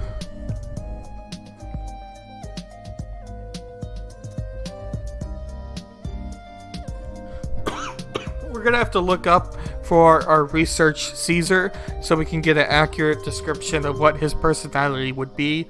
But since he's only mentioned in chapter 1 briefly,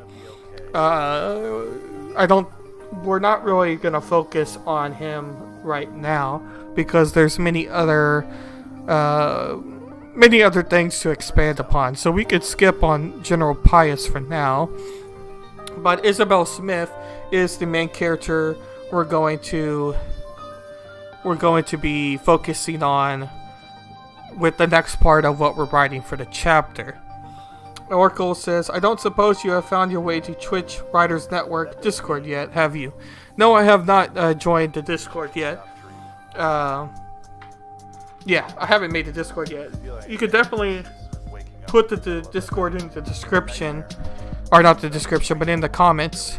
I think we'll let you post links. If not, you can whisper me the Discord if you don't mind, and I can join it that way. But I would definitely appreciate joining the Discord or anything like that.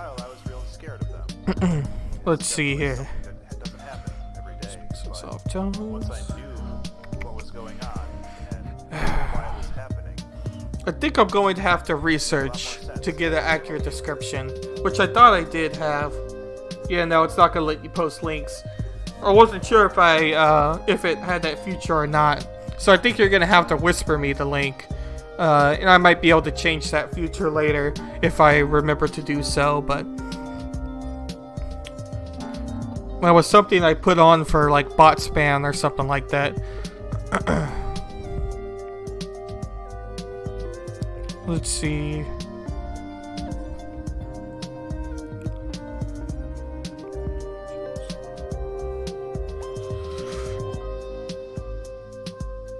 Yeah, I think we're done with our campfire for now.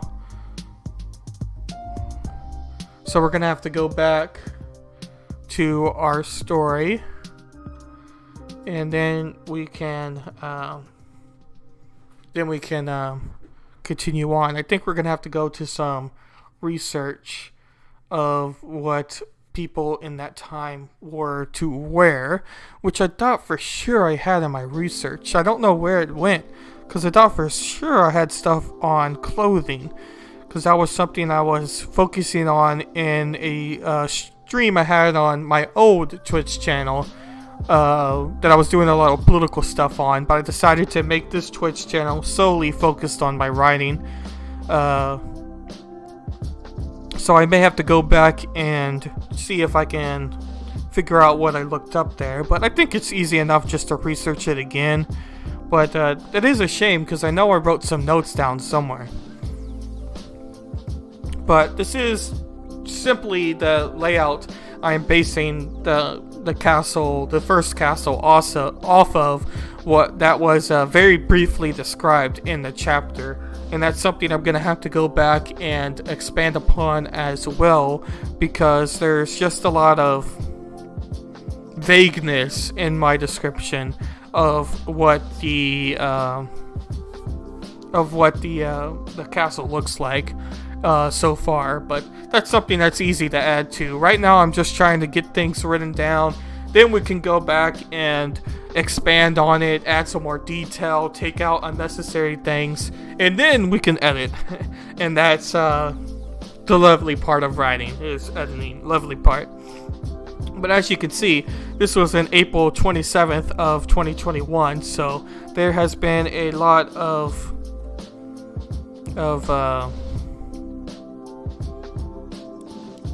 dot on making my story, but not necessarily a lot of writing. But that's okay. So that's kind of where we're at now. So that is the main focus. So yeah, I think we're going to go ahead and do some research here. Research of what some characters would dress like during the medieval times, with Isabel being our next description of who we're necessarily writing about. Oh, that's crazy. They're top of the writing category. Hey, there's not a lot of us, but that is awesome to know. Let's see.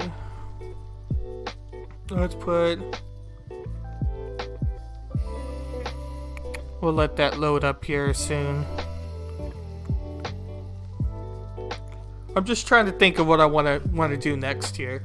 I think the most logical thing is do some research, as I've said probably 50 times now already, because I don't really have anything to write off of right now. I could go to a later topic here and write something based off of one of these points, but I want to go in logical order, because I think that makes a lot of sense, going from one step to the next, especially with the way my brain works. So I think we're gonna go ahead and go off of that. So we're just gonna do medieval time period clothing, and then if we need to search for a woman, we can do that. Oracle says it's a very small community and people love to support new people in a space. Yeah, that's awesome to hear. Like I said, I'm also new to the writing community. This being my first stream, but my account's only 3 or 4 days old, so I'm very new to the community itself. But yeah, it's awesome to have really supportive communities. In my old Twitch channel, I hanged out in the art channels a lot on the Twitch community, and the art community is a really, really lovely community as well. And I've heard similar things about the writing community before I joined it myself, so that is awesome to hear. Right now I'm just scrolling through Google Images here a little bit. Obviously there's some more funny Renaissance type of dressing, and then there's some paintings of Roman and medieval clothing. But that just gets a general feel of the attire that was used during this time period, which I think everybody knows generally a lot about. But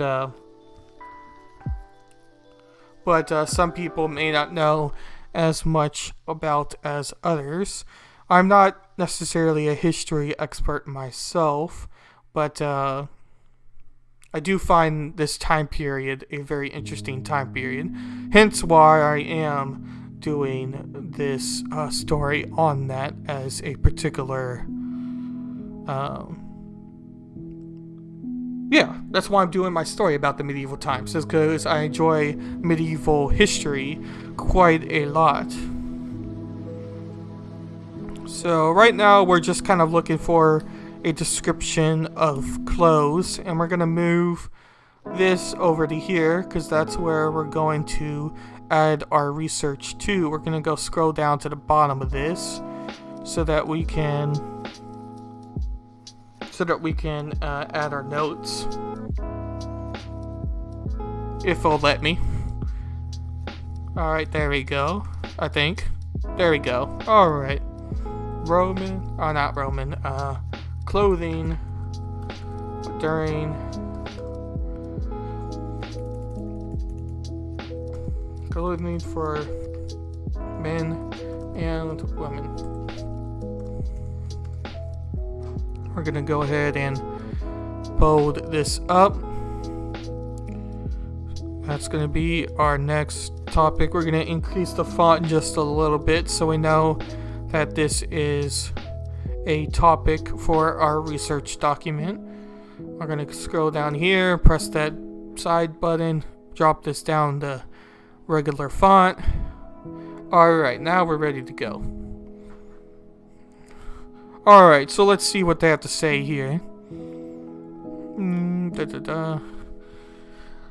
And also it is called the Middle Ages periods, as you can see right here. I like to say medieval. I think it's just more fun. Why not? Sounds cooler, right? Clothing in medieval ages was worn, necessary for comfort and display, bright colors, blah blah blah blah.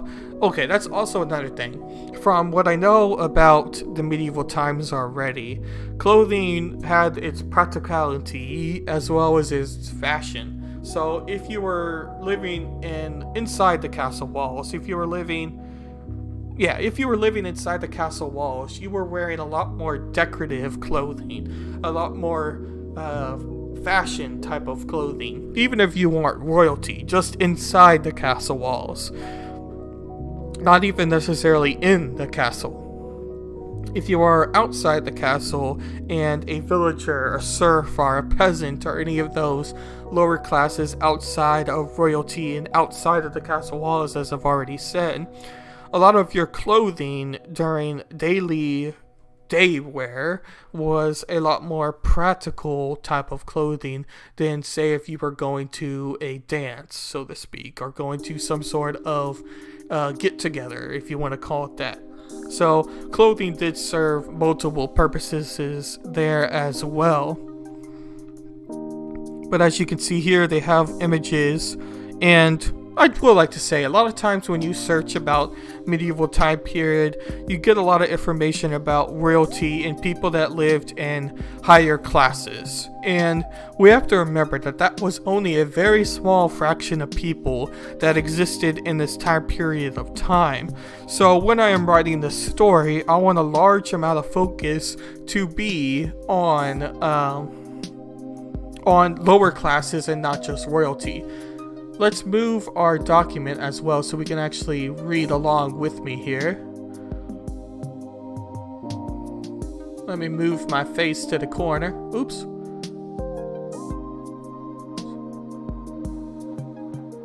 Alrighty, there we go. Alright, now that'll be a little bit better, I think. So yeah, a lot of focus is on royalty. A lot of people find royalty probably more interesting to read about than, say, reading about what a peasant's life was like, or what a serf's life was like, or what it was like to be a farmer or to be a fisherman during the medieval times. But frankly, I think including that in my story adds a different element and something that I just think is very interesting. So we're gonna make sure to remember that and put that in the back of our brains as we go along here.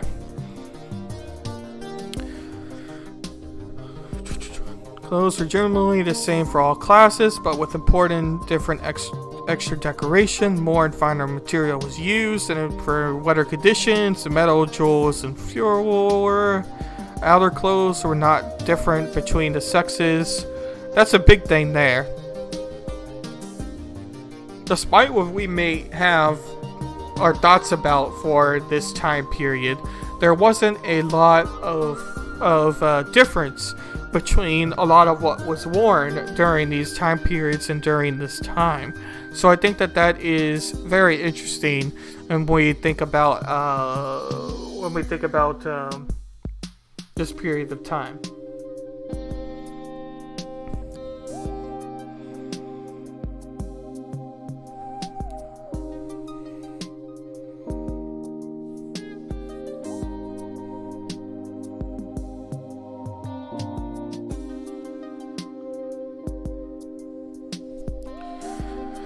I think we'll go ahead and put this,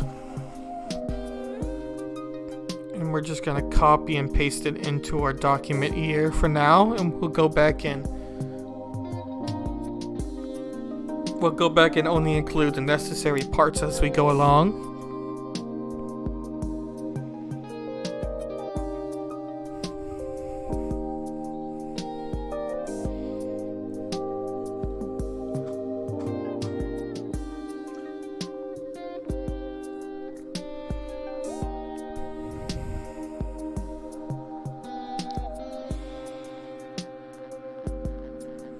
Here we go. Nightwear was not much.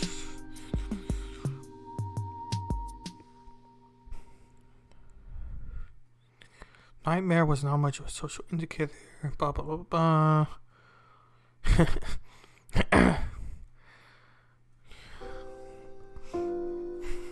The question is this statement still true today? That is the question of the day. That is the question of the day for Friday. What is it? The 7th of January. Is this statement still true today?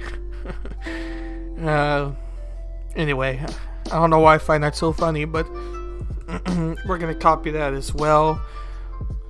Because right now our focus is on women clothing of this time period, but we do need to know about both because we are going to be writing about both genders in the story here.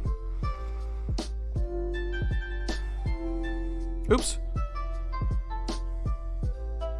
That's not what I wanted.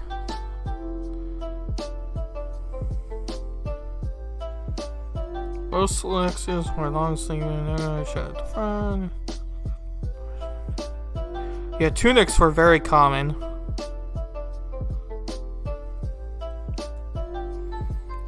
That's kind of the main thing you typically think about, or at least I think about when it comes to medieval clothing. Especially when you think about, say, Egyptians. I think Egyptians were known mostly for their tunics, which is a different time period, yes, but the general concept of what the tunic is what I am mainly talking about there. I don't know if you're still here, Oracle, but thank you for sending me the link. I did get it. I'm gonna join it once I finish with the stream here.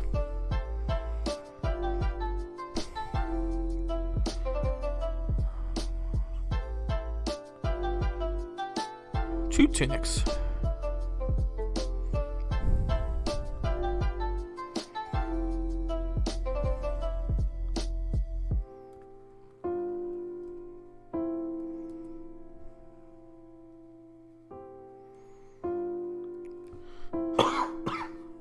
Excuse me.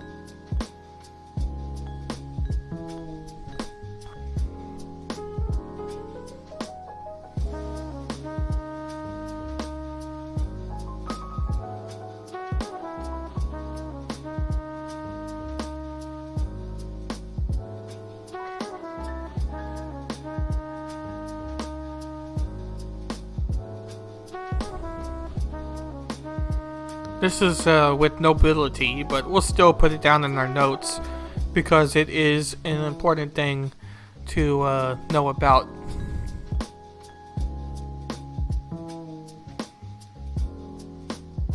I think we're gonna go ahead and go over to here.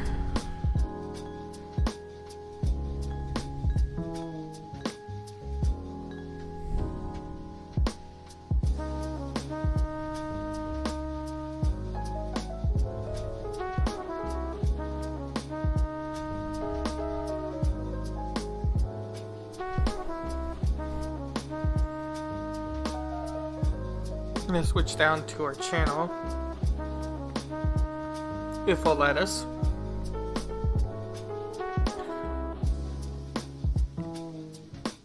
While we let that load, we'll go back over to here. Oh, it looks like it's loading. And we will search this question, and we'll see if we can't find a video. And I'll work on the notes as we listen to and watch this video. We're gonna do Chadiversity. I like Chad. I don't know if any of y'all are medieval type of fans, but if you are medieval type of fans, Chad is probably somebody you already know about. Excuse me. He is a great YouTube content creator. Somebody that I've spent many hours researching and watching his videos.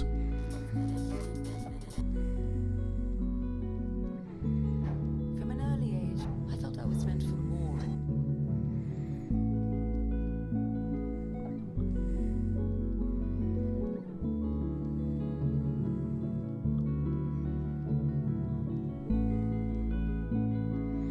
Alright, so that's loaded up.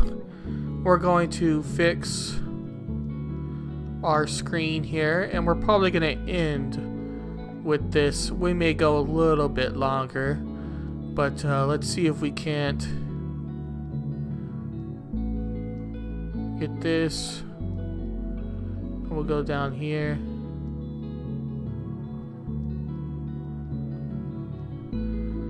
We'll go over to here, stop our pretzel. We'll go down here, full screen.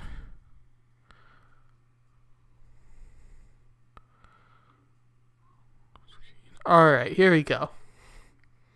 Named after the host, Daniel Green, and it's all about fantasy, okay? Fantasy books, what's happening in fantasy in general, fantasy reviews, breakdowns, summaries, deep dives, all the really, really great things. He has this awesome series called Fantasy News, where he actually keeps you updated on a wide breadth of many things happening in the fantasy world in media generally, because there's a lot of other channels that talk about movies specifically. Daniel, he looks at anything that's in fantasy, whether it's books, movies, TV shows, authors, comic books, adaptations. If it's fantasy, he is your man, and he is just really funny as well. So his presentation is fun, entertaining, and he's also very insightful on top of that with his reviews as well. So please, go check him out, give him a subscribe, because he's definitely all worth it. I'm subscribed, love his content, and I think you will as well.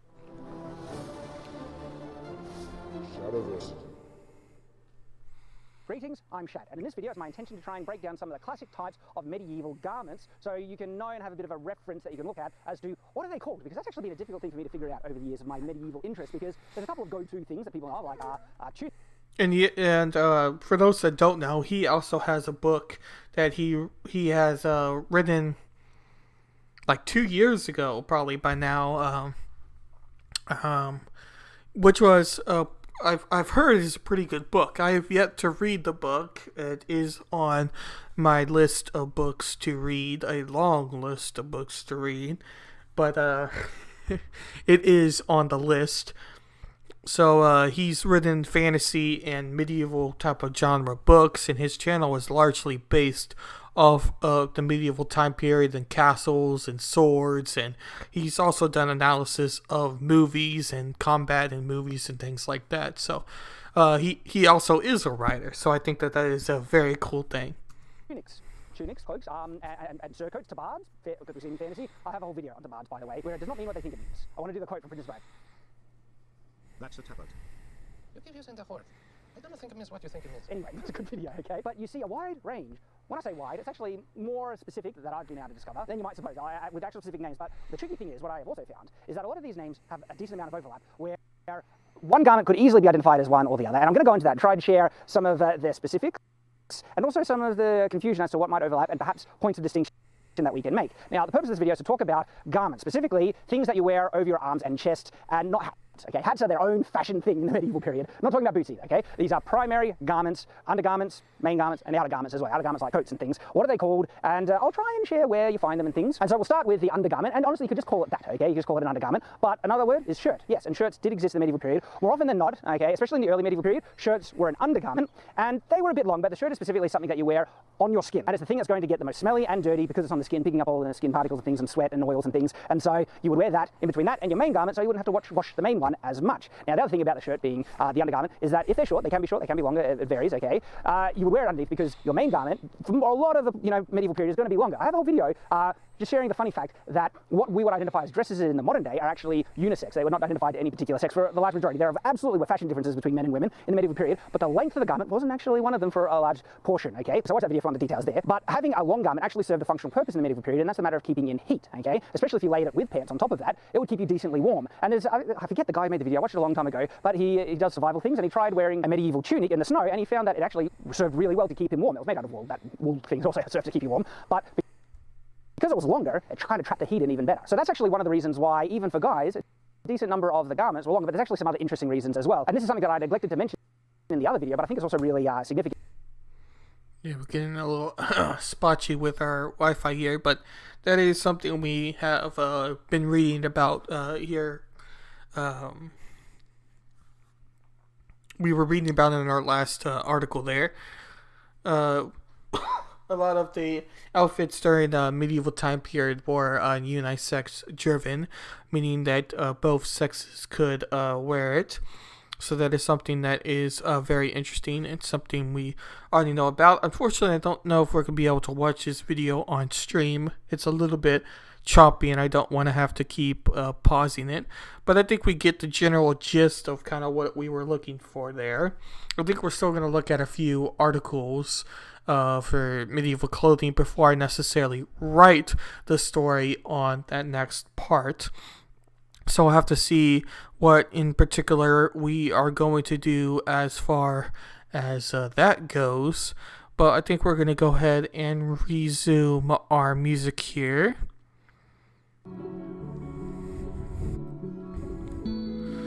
So we have our research document. I'm going to go ahead and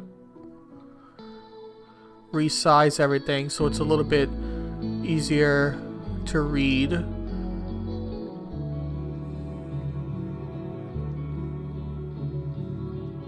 Okay.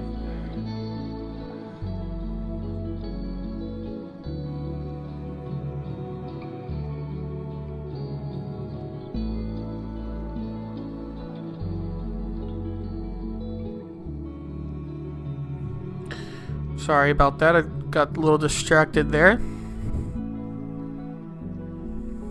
Let's see. Alright, let's see here. We still have to describe Isabel and her clothing. And we gotta compare it to the rich.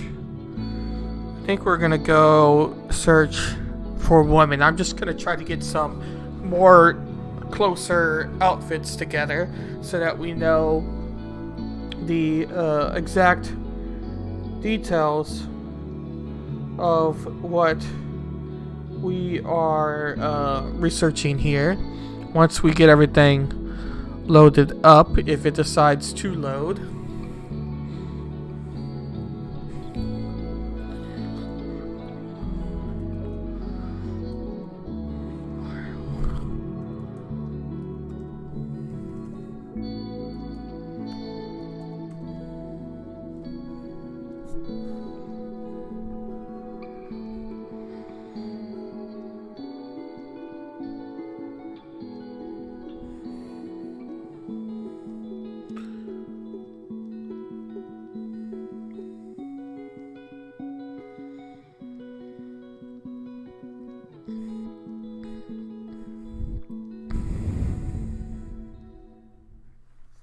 We're just waiting for it to load up. Things are getting a little bit slower here. with the Wi-Fi, so I'm just going to go ahead and let the page load up before we start reading it just a little bit more, so it can be hopefully a little bit smoother as we look at some medieval clothing with a focus on women's medieval clothing. As we have heard briefly from the Shadowversity video and from our research on the previous site, there is a large amount of focus on unisex clothing during the medieval time period, meaning that both sexes could wear the clothing, and that was a major part. And we also heard that there was a lot of similar clothing between the two sexes as well, as far as formal encounters and non-formal encounters. Although I have read opposite opinions on that, that is what we heard from the last source there. So I'm just going to go ahead and scroll down. I'm just looking for images. We see an image there of an Italian painting with the medieval clothing as the topic, but I see exactly what I'm looking for here. Medieval pleasant women's clothing. The most common forms of medieval women's clothing for peasant women was a knee-length tunic, which was fastened at the waist. Other common used clothing included linen shirts or rough woolen skirts. The most common material used for medieval women clothing for peasant women were wool, linen, and sheep skin, as we have heard previously from our article. But we're going to go ahead and copy and paste those as well.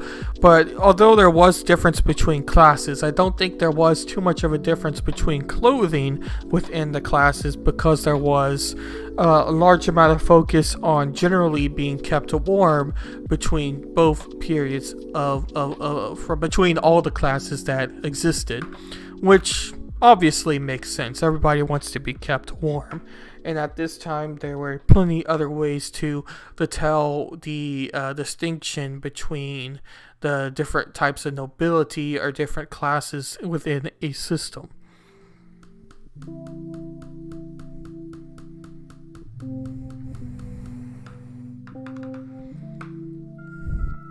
So now we'll be able to write Isabel in more detail, but I need to think of other ways to describe Isabel, so I think we kind of need to start between those two topics. But I think we're going to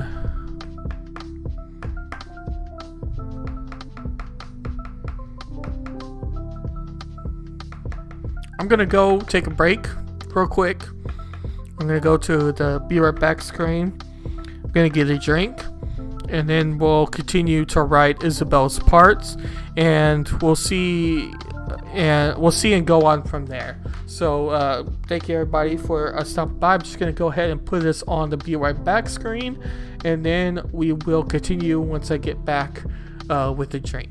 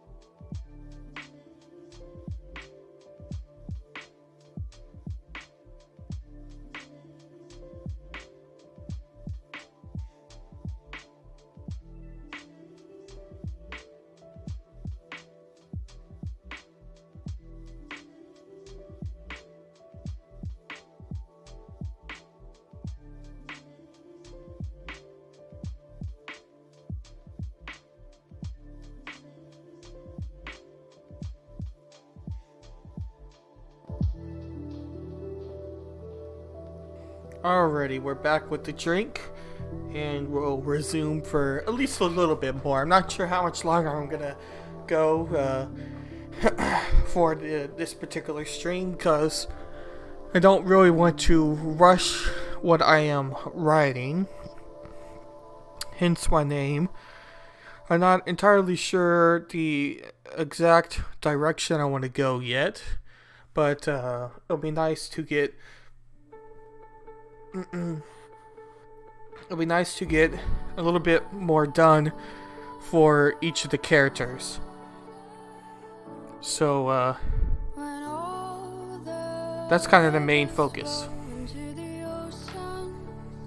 I like this one. What are you just like?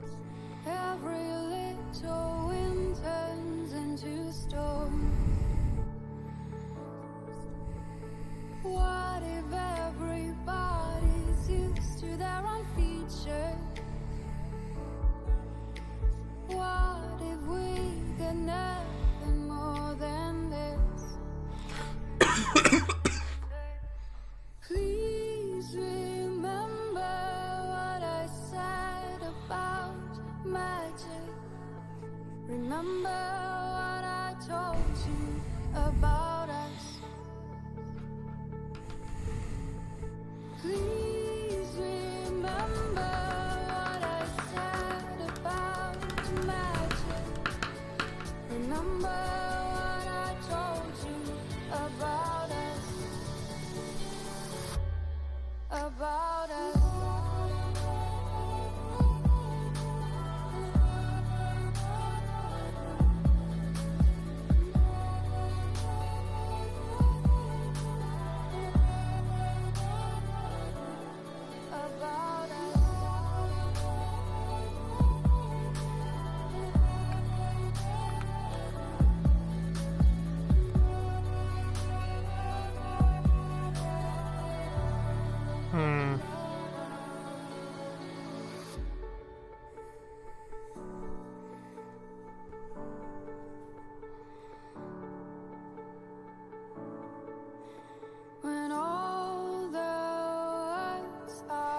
I think we'll describe what she looks like here. That's what we're doing with the others, so I think that makes the most sense.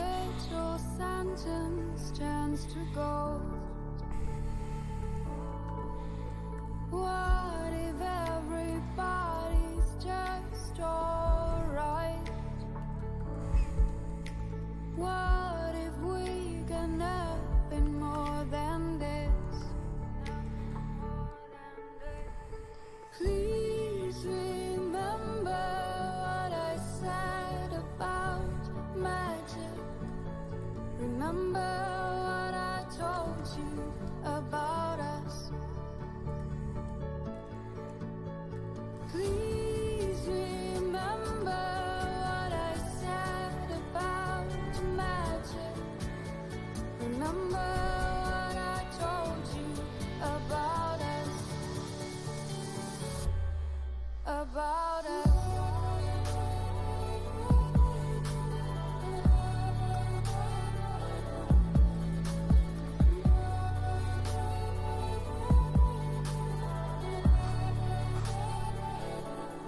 About us.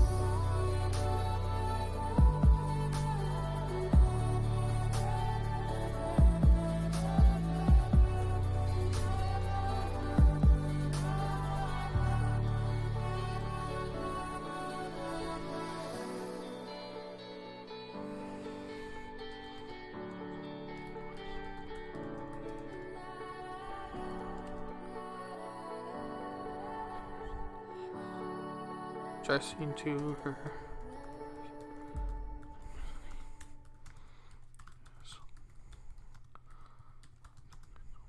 Include.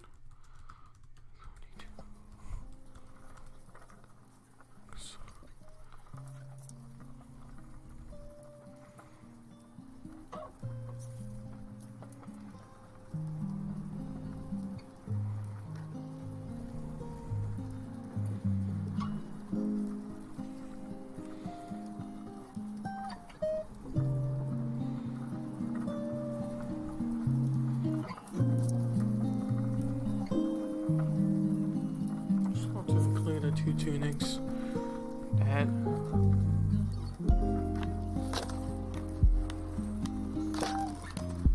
fluttered.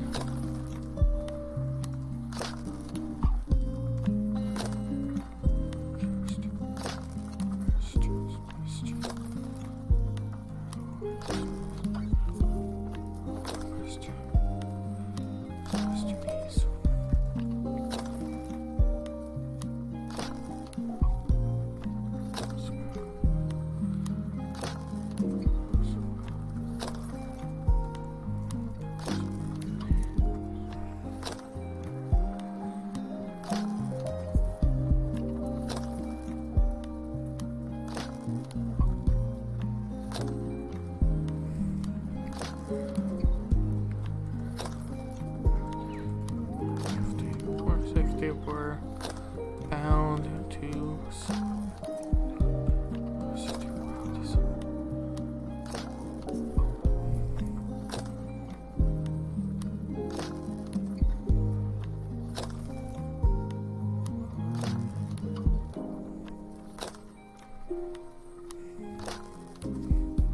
let's read what we got.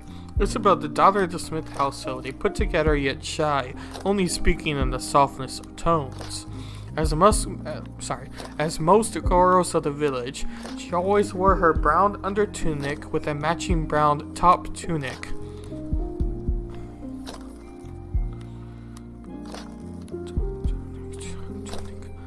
Often called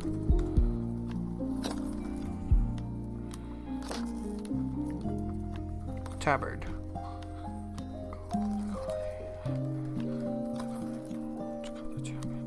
Despite all the work to do, Isabel always made sure to look her best, always matching and dressing to her best ability.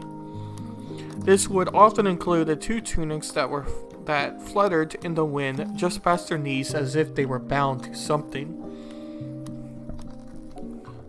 This something could be her belt at her waist.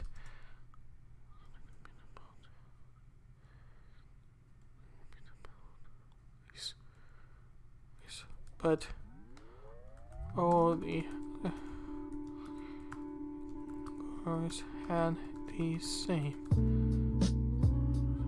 Nah, we're just gonna keep it that way.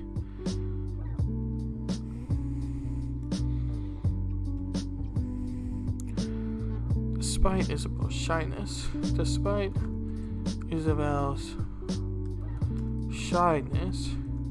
she always wanted to make her own belts for her outfits.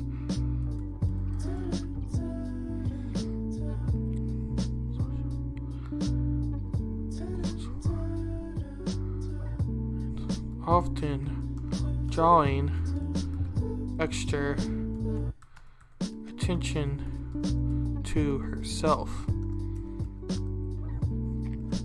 So, what I'm kind of hinting at here is we have a very shy girl of the John Smith household.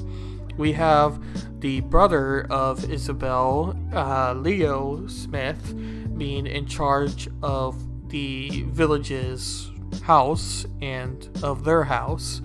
But both Leo and Isabel both want to become their own people and not stay stuck in the village like their father and grandfather have been. So Isabel is shy, but she often wants to dress in fancier clothes and in fancier ways than the other girls of the village. So she is often dressing like royalty despite not having royalty in her blood necessarily. So the chances of her becoming royalty is very slim, but she still dresses as if she were to be in royalty. So that is something that I wanted to kind of think about. Leo is doing it in more of a masculine way and rebellious way, while Isabel is more doing it in a subtle way, but they're both still wanting to become their own people and not be stuck in the house like their father. So we're going to go ahead and add that to Isabel's character before we forget. Dresses as fancy as she can, despite being a serf, often drawing extra eyes, wants to be a princess slash royal. So there we go for Isabel. Leo is wanting to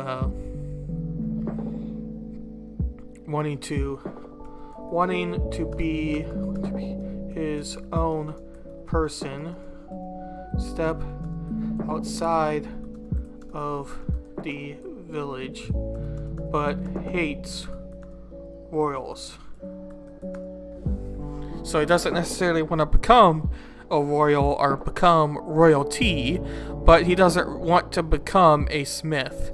He is somebody wanting to be his own person, often feeling restricted by his parents and not allowed to do so, at least in his eyes, by his parents. So that's kind of going to be some future drama we have in the story a little bit later on.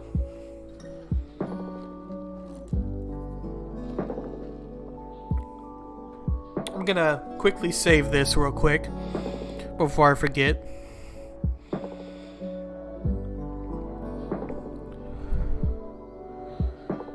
We're gonna hit it again. Save story.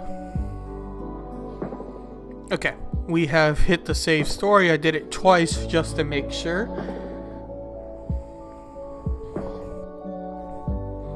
So I say Isabel is well described. So now we are up to date and caught on the next part of the story and what we have to do, with the first part being describing the poor and describing the houses, which we've kind of already done. We're going to compare that to the rich, then we're going to mention Catherine. I don't think we have compared it to the rich. We have in some ways. We haven't talked about what the houses inside the castle are like necessarily. I think that's kind of what I was talking about when I mentioned that point. So that is something we still need to be doing here.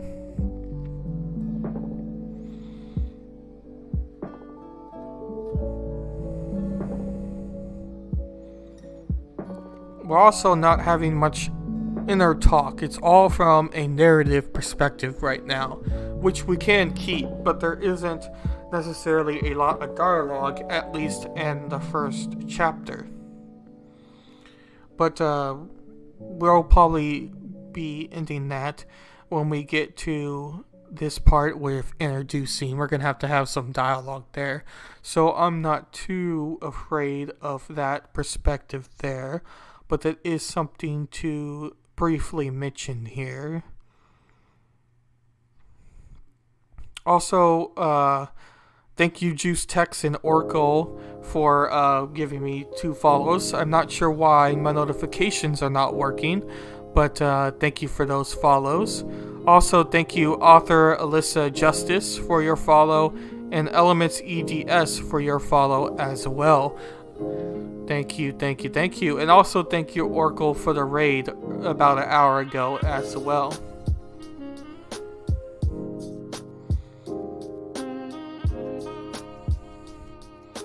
Okay, let's see here. I think we're gonna go ahead and find someone to raid into.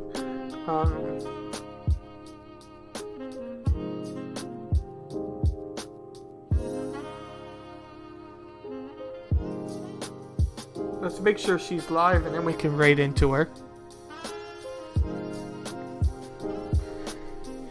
Thank you everybody for stopping by. I definitely appreciate y'all. It was a great time, and I highly appreciate all of that as well. She is most definitely live. we're going to write her name down here. Darkwood.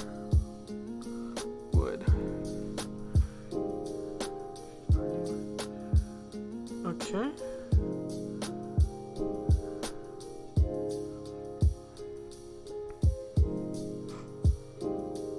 Alrighty. Let's get a raid in. Let's see if we can get it to work. We're gonna go down to our chat. Go here. Go here. Come on. There you go.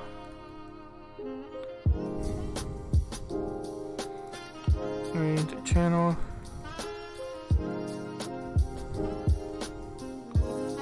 Okay, Darkwood. Invalid username.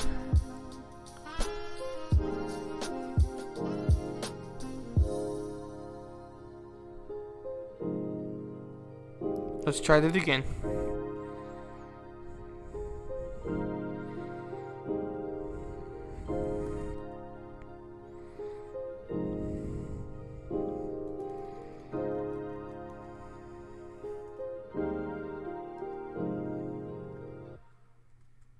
NKD Dark Wood.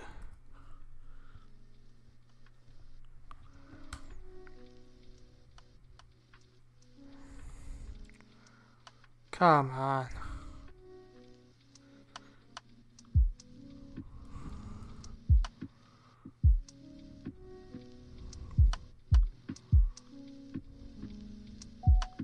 I guess I need to follow them for that. Wonder why it's not working.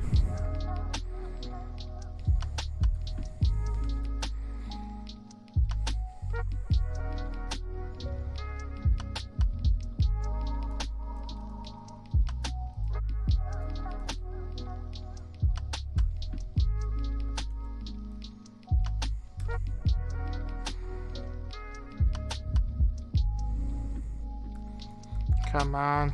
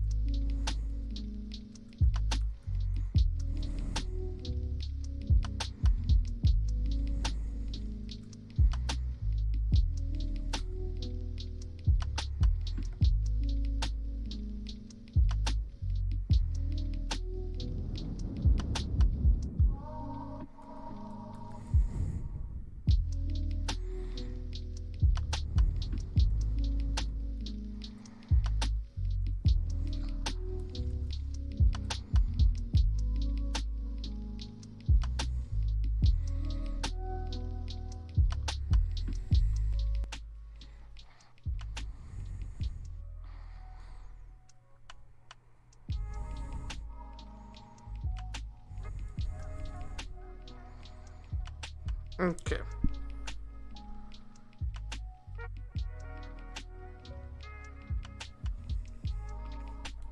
I'm gonna try you one more time.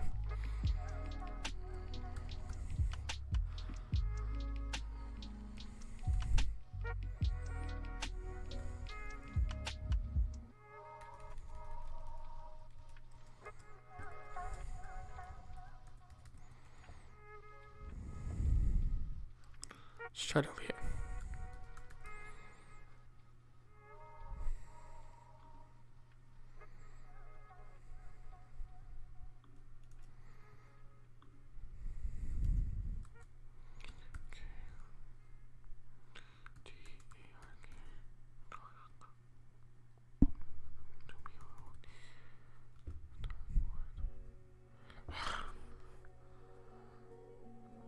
Maybe she has her raids off.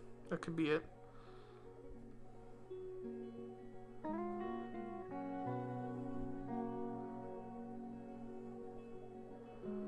Okay.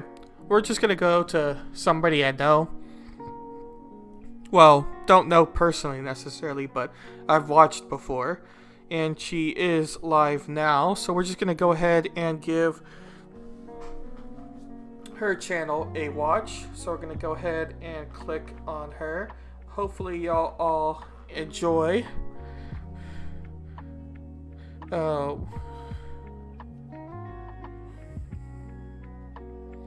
just want to make sure. I'm just gonna make sure that we are good to go here.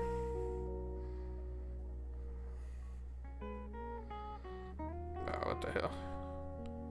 I think she'll be fine. We're gonna go ahead and raid her. I think we'll be fine here. So we're just gonna go ahead and click on here and start the raid.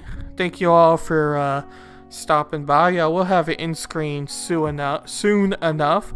So I highly appreciate that. Make sure to go ahead and tell her hi, and hopefully you all have a good time over at hers. I'm not sure why you want it. She is pretty awesome. So I'll see you on the next one, guys. Thank you.